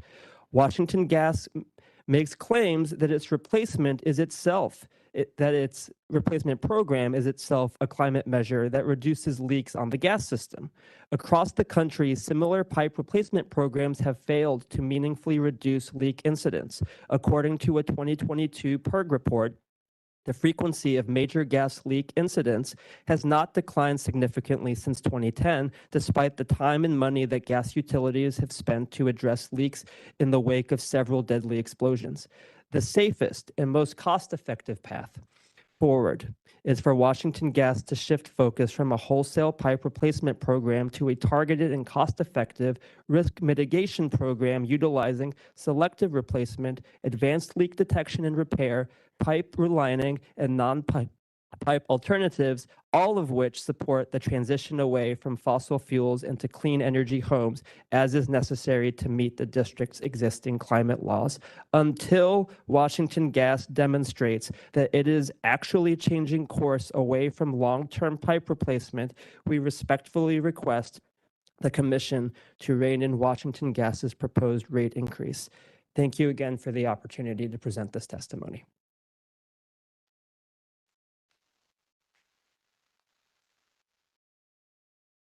Bethany Costello.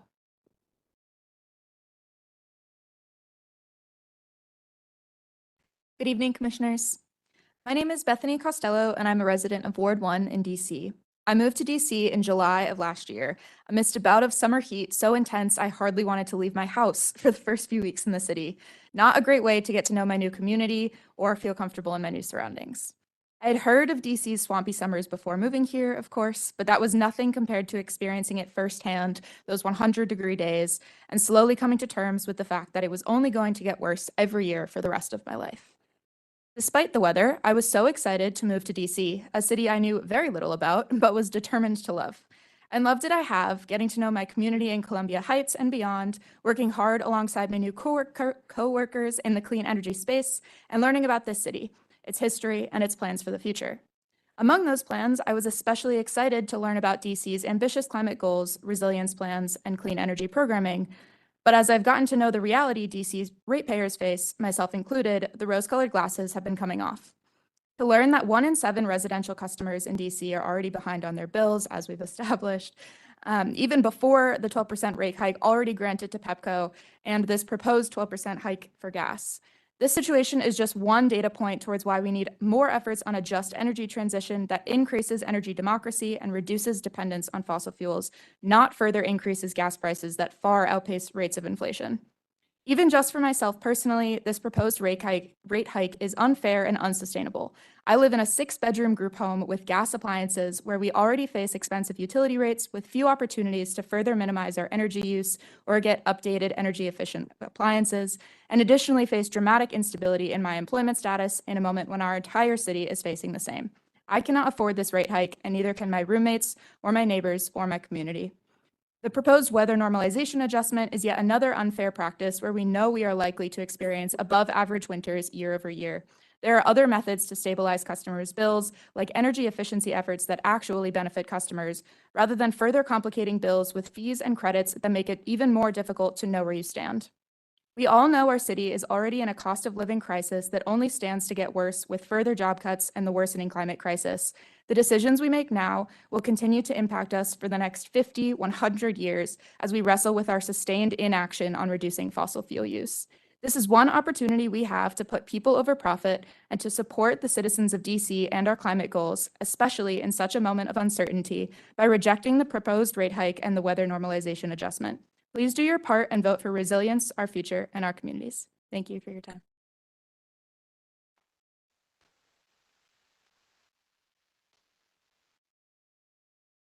Jim McTurnigan.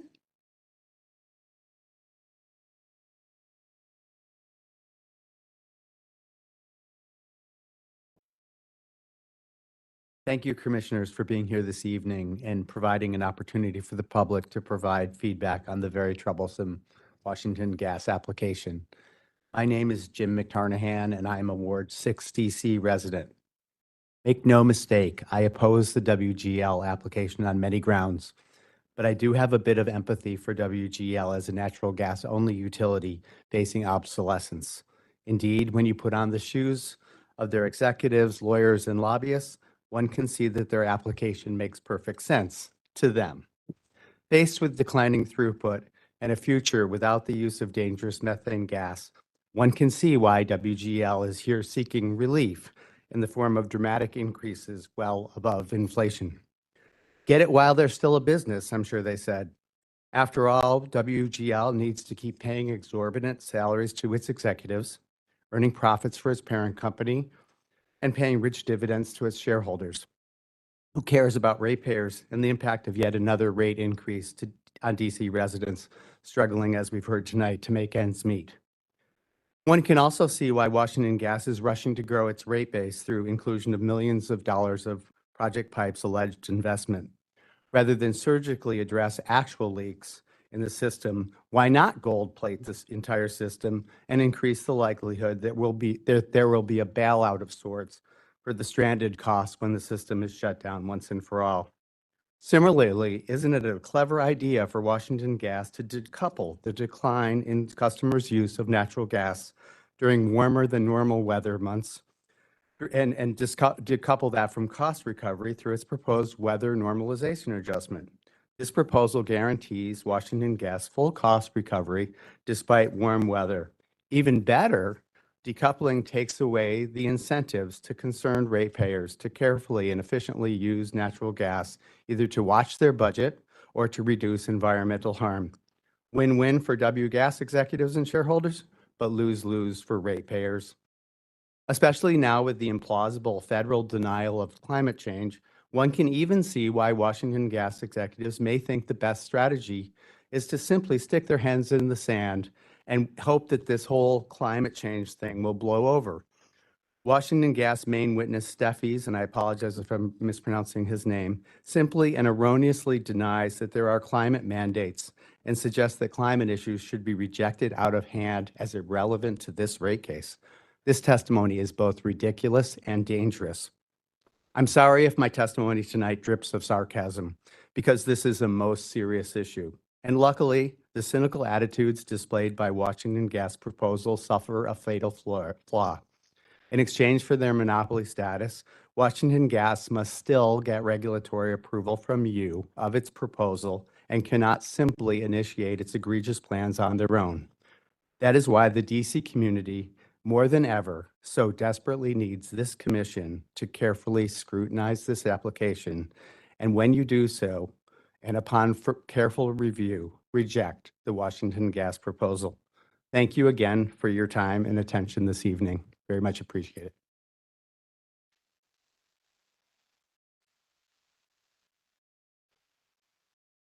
John Capozzi.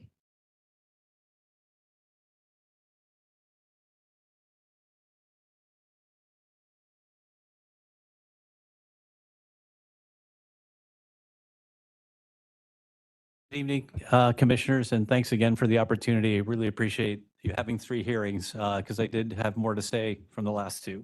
And I'll be brief tonight because I did, as a long-term resident in Hillcrest, I went back and looked up, and I bought shares in Washington Gas in 1985. And as an active shareholder, I go to the shareholder meetings. So I actually got a chance to talk to the people who ran the company before it was bought by Alta Gas. And let me just tell you one brief story, which is at the meeting, one of the older residents got up and said, you know, I'm having trouble because my meter fogs up and I'm not sure you're getting the right reading, so I don't want to get charged too much. And the woman who was moderating the meeting said, oh, we'll get the head of the meter division to answer that question. And the president of the company said, oh, no, I can answer that. 10 minutes of meters and fogging and all the exact information of why this person is going to make sure they get charged the correct amount. And that gave me confidence as a shareholder that I invested in a company that I felt, you know, cared about the community and was a good investment as well. Well, since the merger of Alta Gas, that perception has changed. As a matter of fact, I want to thank Brandon Todd for being here tonight. I know he missed the first 2 hearings, and I did have a message for the company last time, although I did see him yesterday at the announcement for the football team, which I thought was interesting because I didn't know what that had to do with Washington Gas, except they're going to have to pay the tax on that, which I hope they'll oppose because I don't see why Washington Gas would want to pay a tax for a football stadium for billionaires. But not to get off track, the idea is that what Washington Gas should be doing is focused on the fines that they've been paying for solar that they didn't build. And so I would ask them and urge them to set up a meeting, Mr. Todd, with all the people that are interested in this, community leaders, people that understand solar, Mr. Donald Blue Jenkins, as well as Vernon Yu, so we can talk directly to them and make sure that they don't continue to pay fines. Because as a shareholder, I think it's outrageous that instead of building something that's going to help the company create profits and hopefully be beneficial to the community, instead they're focused on other things. And so with that, I just want to conclude with the idea that, you know, this rate increase is not necessary. The company really doesn't deserve it. And then I did want to mention this as well. And I made a mistake at the last hearing, so I want to correct it, which is I said that the stock hit an all-time high, actually, about a couple weeks ago. It actually hit another all-time high today. But as it turns out, it wasn't an all-time high because back in 2014, it was slightly higher. But since the merger, this is the highest value the shareholders have ever had. It pays a 3.12% dividend to shareholders. And so, you know, the company itself seems to be focused on a lot of things, but it's not focused on serving the residents of DC. And I wish they would do that. And I would urge them, again, to meet with the people here in the city, stop paying fines for not producing what they had agreed to do during the merger, and be able to work with the community. Thank you.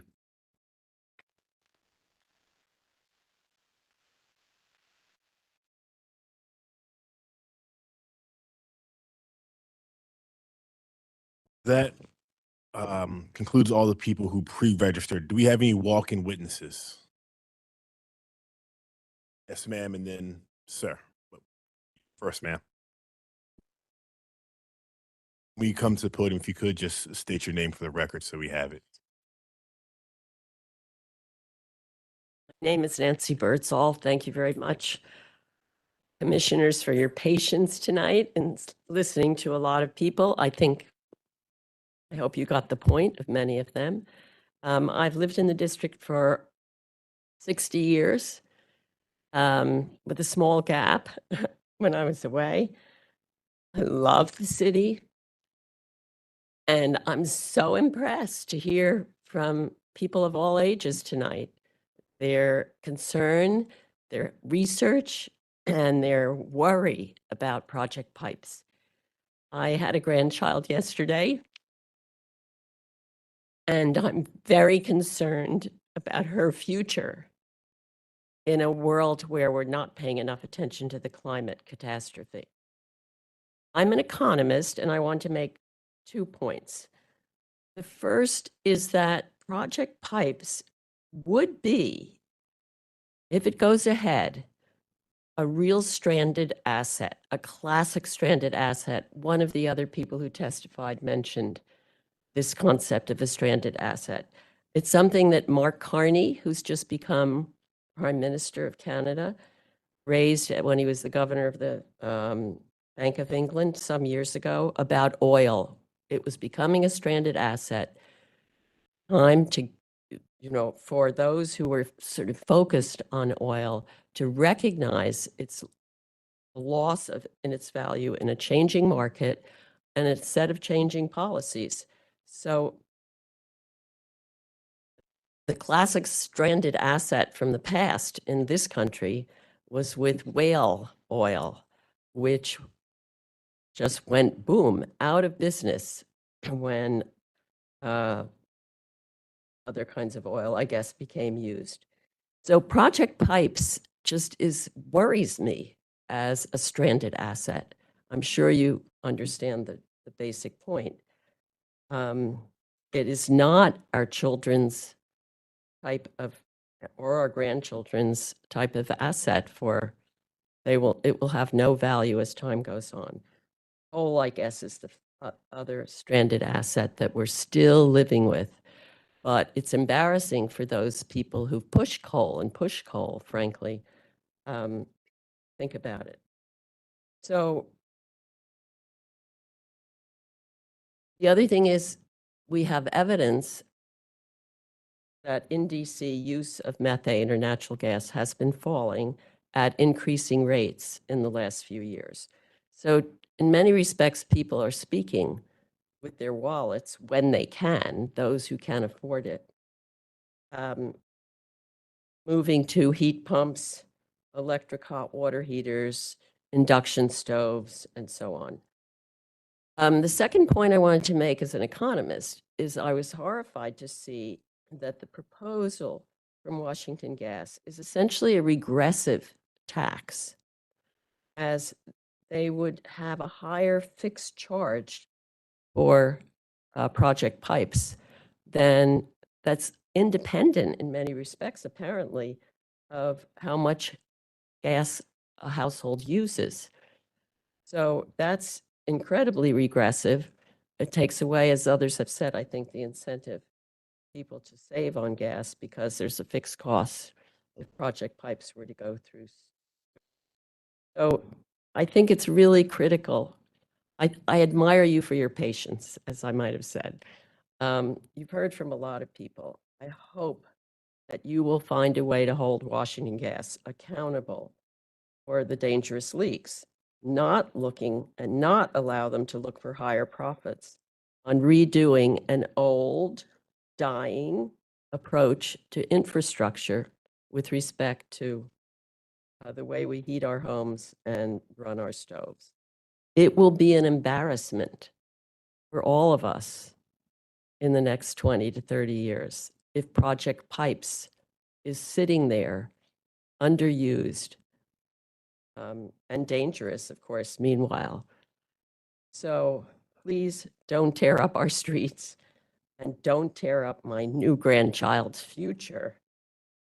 Please listen to the great majority of people here.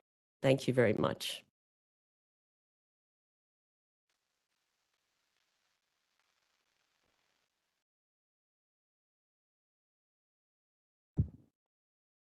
Good evening, Commissioners.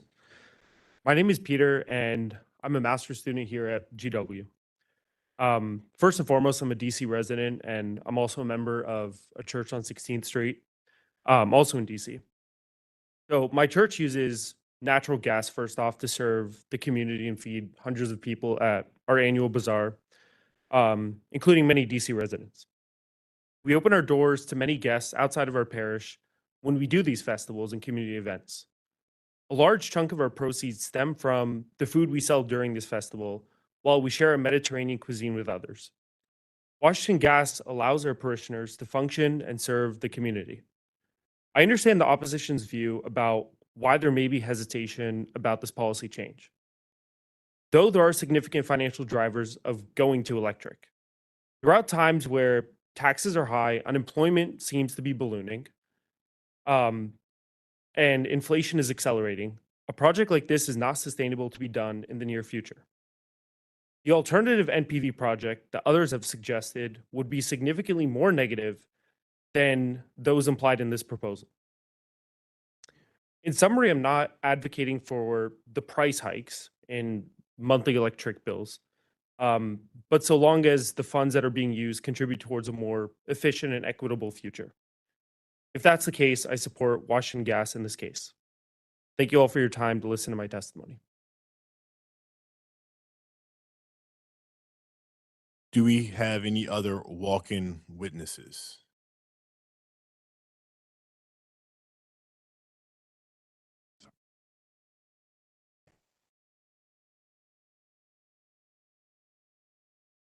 Hi, I'm Jeremiah Monk. I spoke at the last one of these also. Today I wanted to say a little bit about my day job. I've been a facilities manager at a couple commercial buildings here in DC. In each of them, we've been steadily replacing gas appliances with electric ones. And this isn't just to hit some kind of sustainability target. There's really three things we use gas for in a building. It's to heat water, heat the building, and to cook food. When it comes to heating water, an electric tankless heater is much more reliable. It requires less maintenance, and it doesn't leak quite as explosively and flood the whole room and shut down the whole building for a day. Right. So it's just better. When it comes to, and it takes up less space. When it comes to heating a building, something like a heat pump takes up less space. It's more reliable. It uses less energy. It's just better. When it comes to cooking food, it's faster, more reliable. You don't have a risk of a gas leak, shutting the kitchen down. It's just better. So all of the industries that have that kind of money on hand to easily convert to electric, they're doing that, right? I'm really glad that economists talk because she's coming at what I'm saying from a much more intelligent point of view, I think. But anyway,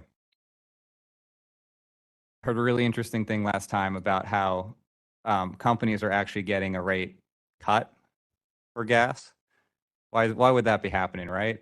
It's to encourage them to stick around as long as they can, because the gas company knows that the companies with those savings to convert are leaving gas, right?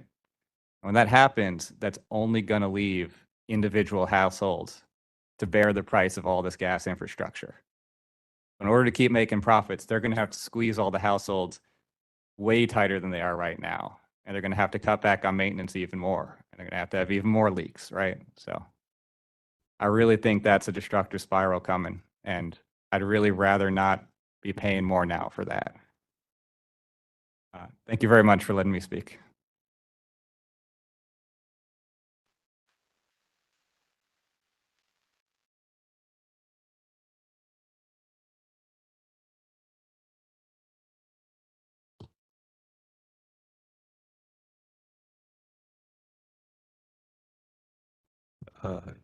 Good evening, Chairman Thompson, Commissioner Beverly, and Commissioner Tribute.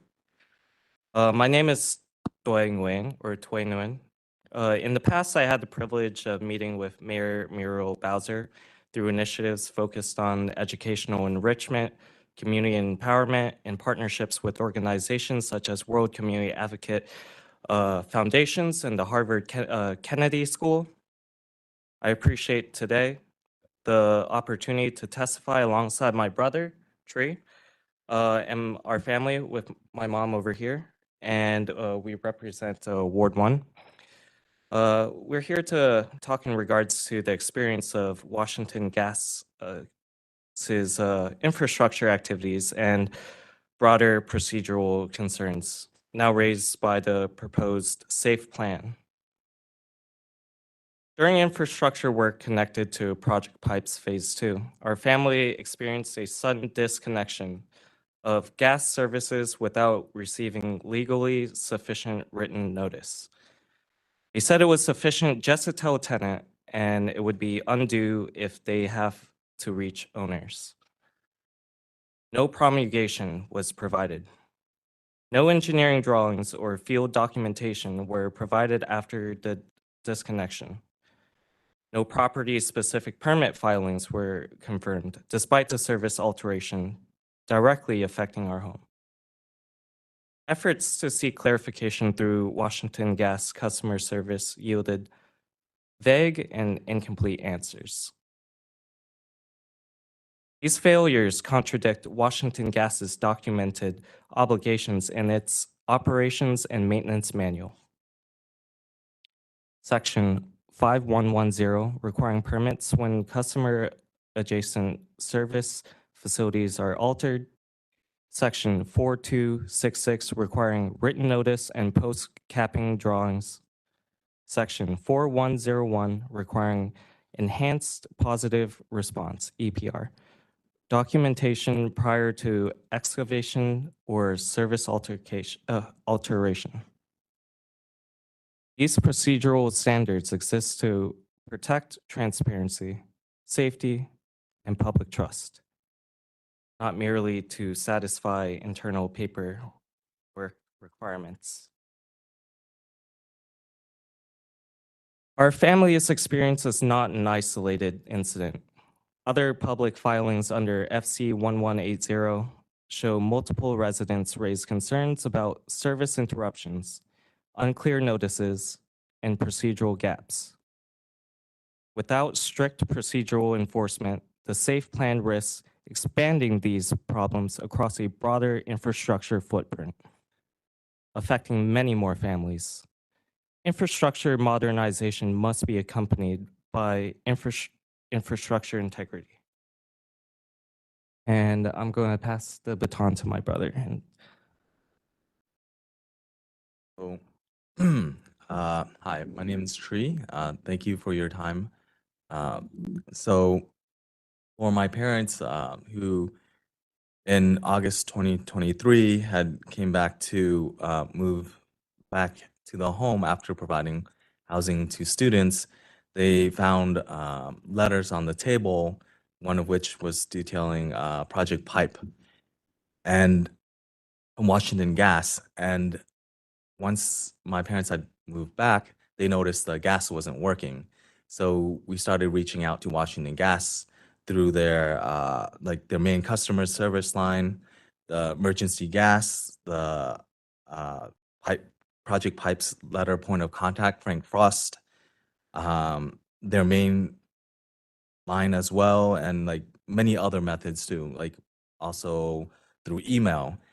And we weren't able to get any real answers. So after about 2 months of it, we started making a log. And during that log of 3 months, we had called them over 80 times, spent over 690 minutes on the phone with Washington Gas asking for help. We were often put on hold for extended periods of time, at times waiting 20 to 30 minutes and then being hung up on. They made appointments with my parents, oftentimes did not show up, didn't get notifications of that cancellation until the next day, or no cancellation notice at all. And one of the last times that they did show up, I think they showed up twice or maybe 3 times, but they didn't know what was going on. And so they kept on telling us that they'd come back or someone would notify us of what's going on. So I think the 3rd time they came back with a crew, and they came up to the house, spoke with my parents briefly, and then called their supervisor. And after calling the supervisor, they just picked up the meter and then walked off and didn't really explain to my parents what happened.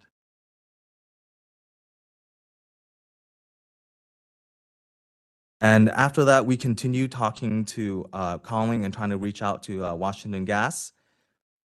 They weren't responsive. I had emailed them weekly at least once a week to the group of people that they had designated for us to reach out to, one of which is, again, Mr. Frank Frost and the engineering teams.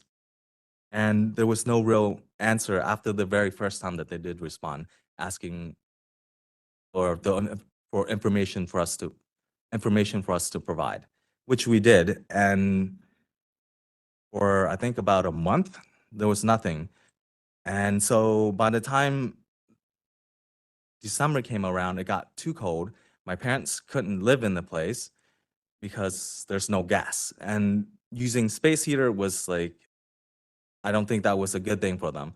The quality of life for them deteriorated because they had to use electric space heaters. And because the stovetop was gas, they had to buy like small little electric stoves that they plug in. So going from like being able to use a gas stovetop or an oven to switching to using a space heater or like a little tiny mini electric stove, it's a huge difference in life, quality of life. And so in December, we found out that we could make a formal complaint to PSC, and then we also contacted the city council. After that happened, Washington Gas became responsive. So so part of the process after that is mediation. And during mediation, one of Washington Gas statement was that it somehow slipped through the cracks. And Washington Gas also made other statements throughout the hearings when we were able to attend, where they said they want to prioritize customers, take actions to protect customers, and do things in the interest of customers.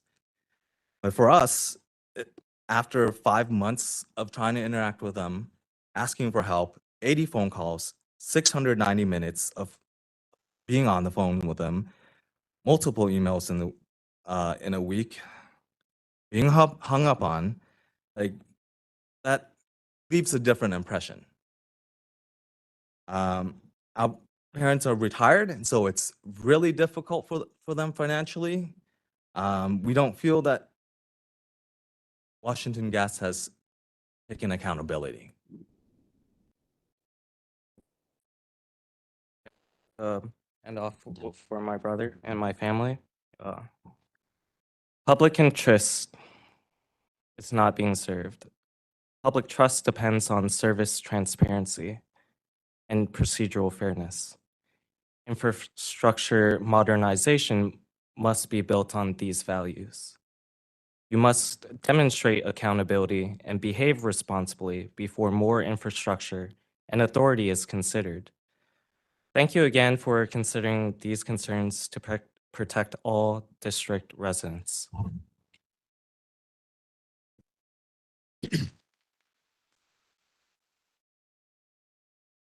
Let me just quickly ask you, just to clarify, could you spell your last name for the record so we can make sure that we have?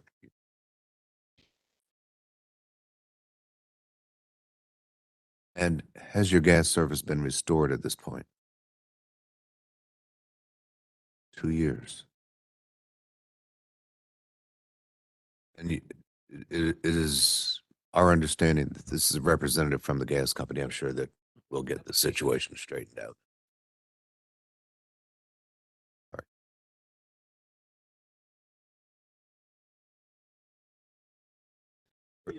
Are you in an apartment building or a private residence or? It's a private residence, a row house. Get it straight, right? Yes. I have a question. Do you have an open complaint with our consumer services office? Yes. Yeah, we. Now? Yes. The people of office. I'm sorry. Office of People's Counsel. Yes, they are in the process of trying to work this out. Well, let me just understand something. So you have something going on with the Office of People's Counsel. As the Office of People's Counsel, to your knowledge, have something present with the Public Service Commission. It's two different entities. So the Office of People's Counsel could be representing you in something before the, I'm trying to get this phrased. Yeah, so we've had hearings with the PSC and Formal hearing, before a hearing officer. with a formal hearing officer. A mediator, yeah. So it's still an informal process. I'd have You may to. not, if you could get that, I'd appreciate you just giving me the details of this after, or whenever you get a chance, so that it's in here, I can find where it is. I'm not trying to adjudicate it for you now, because I don't have the details, and I don't have the company's position in it, which we would need to actually have an opinion on what's going on. And it goes through a process, so we don't decide as commissioners in the first instance. It goes through a process where there's an informal mediation process, and then there's a formal complaint, and then there may be an appeal to the commissioners. But actually, I'm not supposed to be in the details of it. I just want to find out the status of it, just to be clear, so I can make sure it's moving along. Okay, thank you, sir. Thank you. And just whoever your manager is, we can directly contact them too. Thank you. Thank you. Got that by office. Yes, sir. Okay, thank you, sir.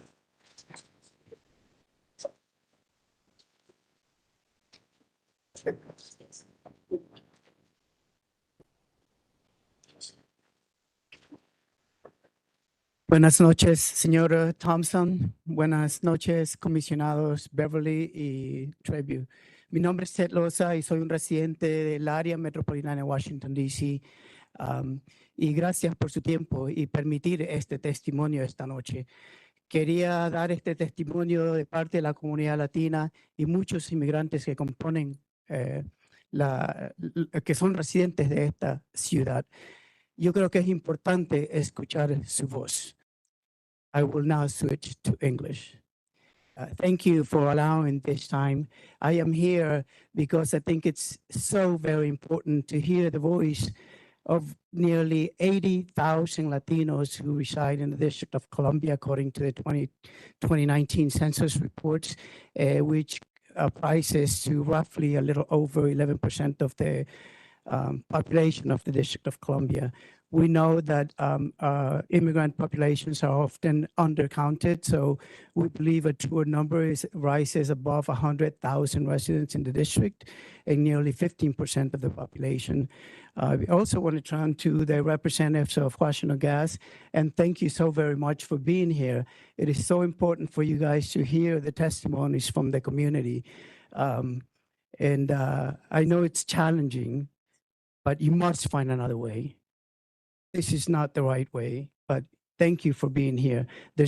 I've sat through 3 different hearings and never once did I hear, I'm sorry, with the exception of today, which I think there were 2 testimonies in support of Washington Gas, mild support for Washington Gas and their proposal.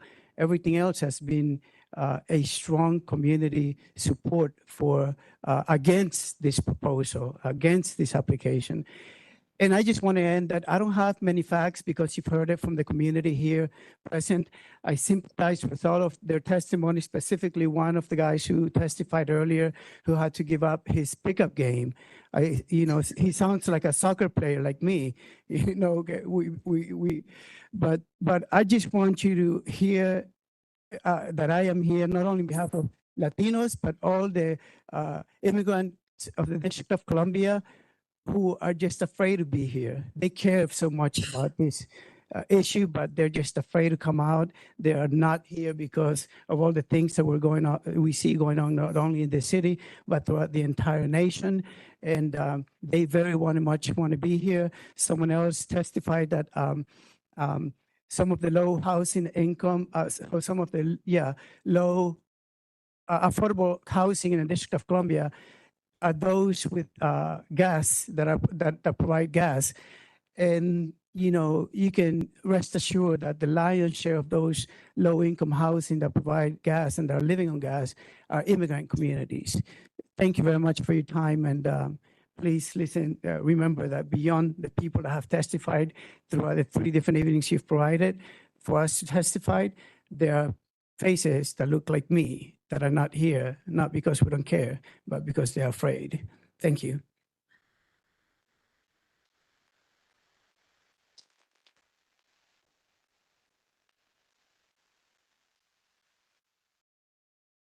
Well, now, see if there's anybody who is joining via WebEx and wishes to speak. Have anybody online? So please click on the raise hand icon so that you can be unmuted when you are called upon. Those calling into the community hearing who wish to speak, please press *3 to raise your hand. Please identify yourself and any organization that you represent before beginning your testimony. Hi, can you hear me all right? Yes, we can. Oh, wonderful. Good evening, commissioners. Thank you for holding this hearing to hear our concerns. I would have come in person, but I'm recovering from a cold, which I didn't want to bring into the room. My name is Christina Herman, and my husband and I have lived on Capitol Hill for over 40 years. We raised our children here and are now both retired. I am very concerned about the proposed rate hike for several reasons. We use gas to heat our home and for cooking. And since we're in a 19th century house with radiators and no central air conditioning, electrifying our heating system is not a simple or inexpensive change, although we will make this transition as many others are doing. But for now, we're dependent on gas, and we're deeply concerned by Washington Gas's continual requests for rate increases, both this one as well as the charges associated with Project Pipes. Their proposal to raise our monthly bills by at least 12% will weigh especially heavily on people with fixed and/or low incomes. As others have mentioned, 1 in 7 households are already struggling to pay their utility bills, which is an alarming statistic. The economic pain faced by households at present will only increase as the region is hit by federal government layoffs and the recessionary effects of Trump administration economic policies. Similarly, the gutting of the LIHEAP program will only add to the hardship faced by those who cannot afford ever higher heating bills. Washington Gas's proposed weather normalization adjustment has 2 downsides in my view. Because our bills would be based on average weather, it allows Washington Gas to make extra money when winters are warmer than expected. Had this policy been in place for the last 5 years, estimates based on the company's own evidence show that ratepayers would have paid an additional $31.97 million. This is outrageous. A policy that could result in such a windfall should not be allowed. It also removes an incentive for customers to save energy, which is an important element of DC climate policy. We must decarbonize our city's buildings to mitigate the climate crisis. I would strongly urge the Commission not to approve another rate hike for Washington Gas in the absence of any evidence that the company is serious about transitioning away from fossil fuels. AltaGas has consistently failed to uphold their agreements to build out clean energy, and the company is instead acting as if there are no alternatives to the continued use of gas. There are, but the alternative the company proposes of a mix of renewable natural gas and hydrogen is expected by analysts to be both absurdly expensive and unrealistic, given the high cost of hydrogen and the limited supply of RNG.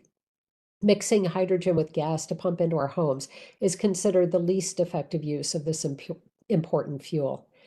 I recently retired from a position with a nonprofit working with faith and values-based institutional investors on climate change. We actively engaged energy utilities, including many gas utilities, so I've looked at these issues in some detail. For sure, gas leaks must be addressed through repair, given methane's outsized role as a climate forcer.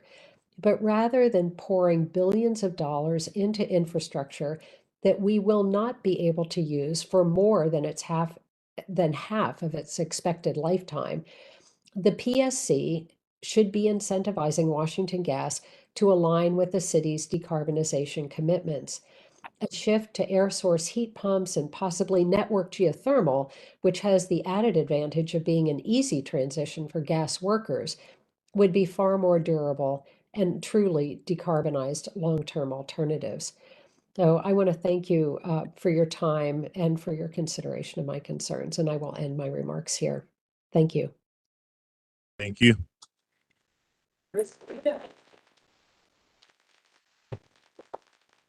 I'll be unmuting Paula Edwards next.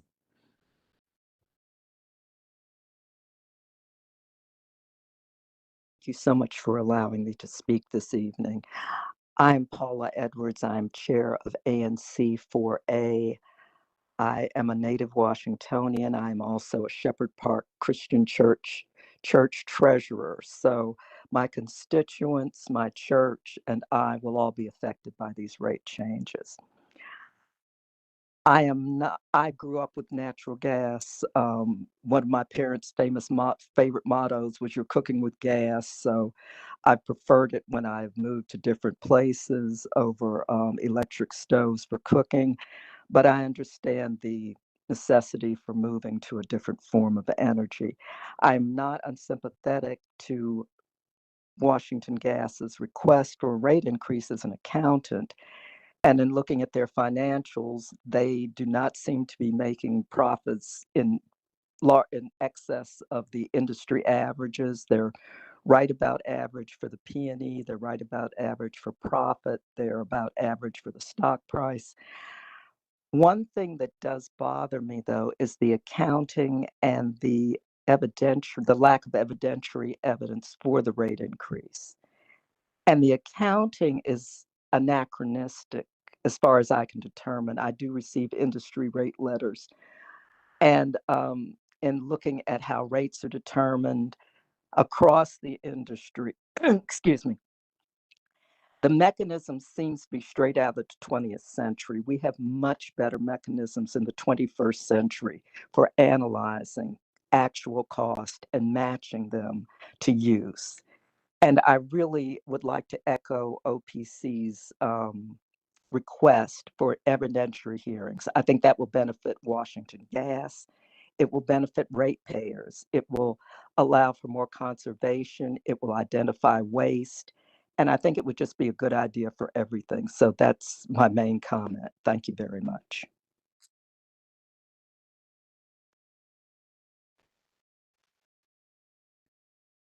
I'll be unmuting Tom Luby next.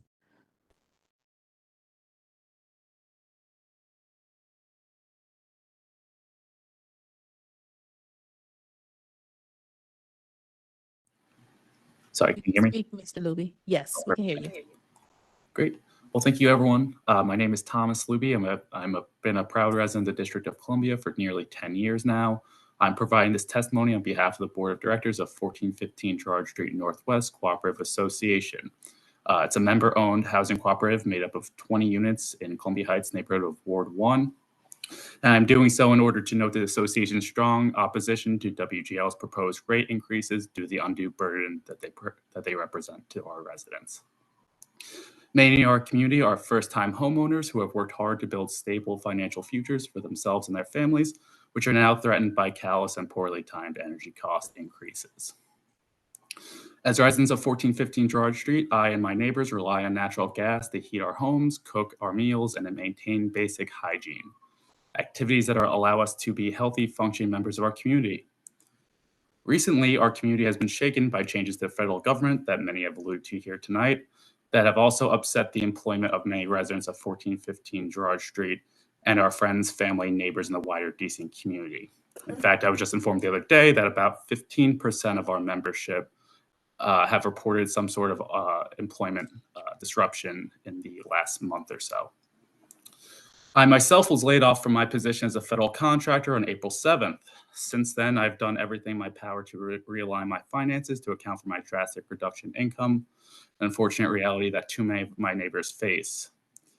Given these circumstances, I find it unconscionable that not even or slightly over a year after its last rate increase, WGL is proposing rate increases that would add 12% to the average resident's utility expenses. This rate increase is particularly egregious given the Public Service Commission's approval of a 12% rate increase on electricity services. Simply, drastic increases in utility expenses threatens my community's ability to contribute to DC's well-being, and then also, as everyone else alluded to, their own as well. Since becoming unemployed, I've cut back on groceries, have largely ceased going to restaurants, and can no longer afford to patronize the many local businesses in my neighborhood. And I'm not alone in this. Many DC residents are facing tough economic conditions and are overburdened by energy costs. Came here with the same 1 in 7 statistic that everyone else has, so I won't overburden you with that as well. But do want to also point to the fact that 64% of low-income households spend over 6% of their income on energy costs. These costs are also particularly burdensome given the high inflationary environment, as everyone else has also alluded to. DC particularly has been hit hard in this regard in the wake of the COVID-19 pandemic. As part of DC's recovery effort, we have faced citywide budget austerity, leading to cuts to transit, educational, and social services. But these utility costs are particularly onerous. WGL's proposed rate, as everyone else has pointed out, are 3 times greater than the compounded rate of inflation for 2023 and 2024. And based on its financial filings, WGL appears to be healthy and profitable. So given these facts, how can these rates increases be justified? I don't think that they can be. On behalf of the Board of Directors of 1415 Gerard Street Northwest Cooperative Association, I ask that the Public Service Commission deny WGL's proposed rate increase in the interest of all DC residents. We have a tough road ahead of us, but maintaining existing rates will go a long way to ensuring DC's continued perseverance in the face of adversity. I would like to thank the Public Service Commission for its time today and its continued service to DC, a city that I love and I'm proud to call my home. Thank you.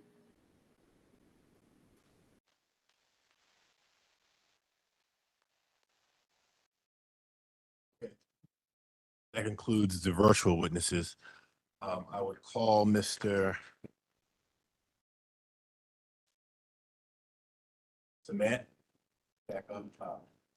3 minutes. Sufficient? Let's try. Let's Okay. Really, thank you for giving me more time to speak. I will try to be very quick. I will say right before this hearing, I actually called WGL's customer service line that's listed on this page to ask them about this rate case. I asked, why am I seeing residential distribution charges increasing by 40%? They said, the representative I talked to after being disconnected once was that WGL is like a nonprofit and they are passing through the costs to us. I didn't follow up further on that. I just also asked, okay, what can I do about this increase that's going to happen or may happen? The representative then directed me towards what he called was the budget billing plan in order to essentially get a flat rate over the 12-month period rather than having it fluctuate over time. That sounds really similar to what the weather normalization plan is. And in talking to him, I asked, is this like a payment plan where I would be paying more over time, just distributed in a more evenly manner? And his answer was yes. And then I followed up and he said, this is what they directed me to say. And I basically ended the call to come here after that. So just to recap some of the things I've said, I talked about the return on equity. I want to talk about weather normalization. The Washington Gas application cites that fairness is a reason for weather normalization, but it really is unfair to consumers. And it is only unfair because Washington Gas is making less money. The first witness testified that heating and cooling monthly charges from customers remain stable over a 10-year period. So really, I can't see how this is going to change things that much by improving our lives. I'm going to skip a lot of this right now, but I will say that in their application, Washington Gas said that weather normalization is unaffected by energy efficiency programs, which to me means if I spend money to insulate my windows, I will still be charged based on outside temperature differentials, which makes it a lot less attractive to perform these kinds of retrofits. I also want to call out again the project pipes part. If it does happen to be that the 11.7 million is integrated into the base rates, ideally, is it possible? I would like to request that the charges still be carved out separately because there's still an pending case related to this, and it's important for people to know how much they're paying for it over time. Rolling it into the rate base kind of hides that information when so many people here have called out transparency and lower bills. I think that would be a really important factor for determining future plans about that project. Okay, I'm going to skip talking about depreciation, but really in that report, they very briefly, my layman's understanding is they're trying to increase it from 2% to 2.5%, which seems like they're trying to realize the full lifetime of the project in a lower time frame, even though they said costs are fixed for 40 or 50 years, but 2.5% would not yield that. Okay, so basically to summarize everything, 1, paying WGL means less money for DC businesses. 2, Washington Gas's communication leaves more to be desired. 3, community members are putting a lot of faith in you to check all the work in the 1,700-page application, and please do that due diligence to tick and tie the numbers, even if it takes a bit longer. Good news is really in short supply these days, so please give us, residents a win. Thanks. Thanks.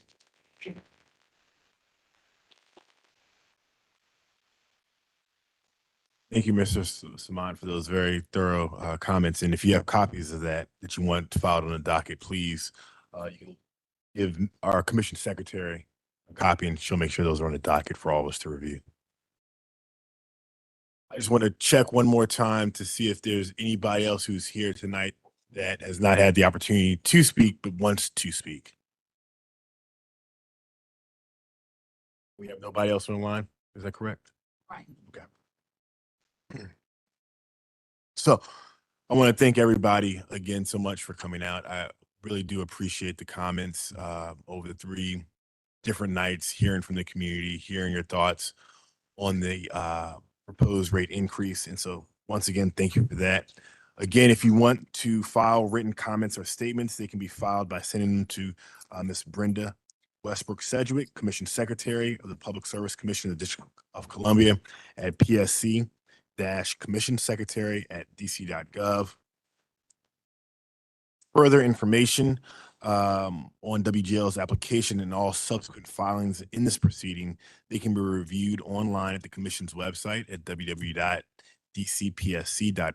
Once at the website, open the eDocket tab, click on Search Database, and input FC1180.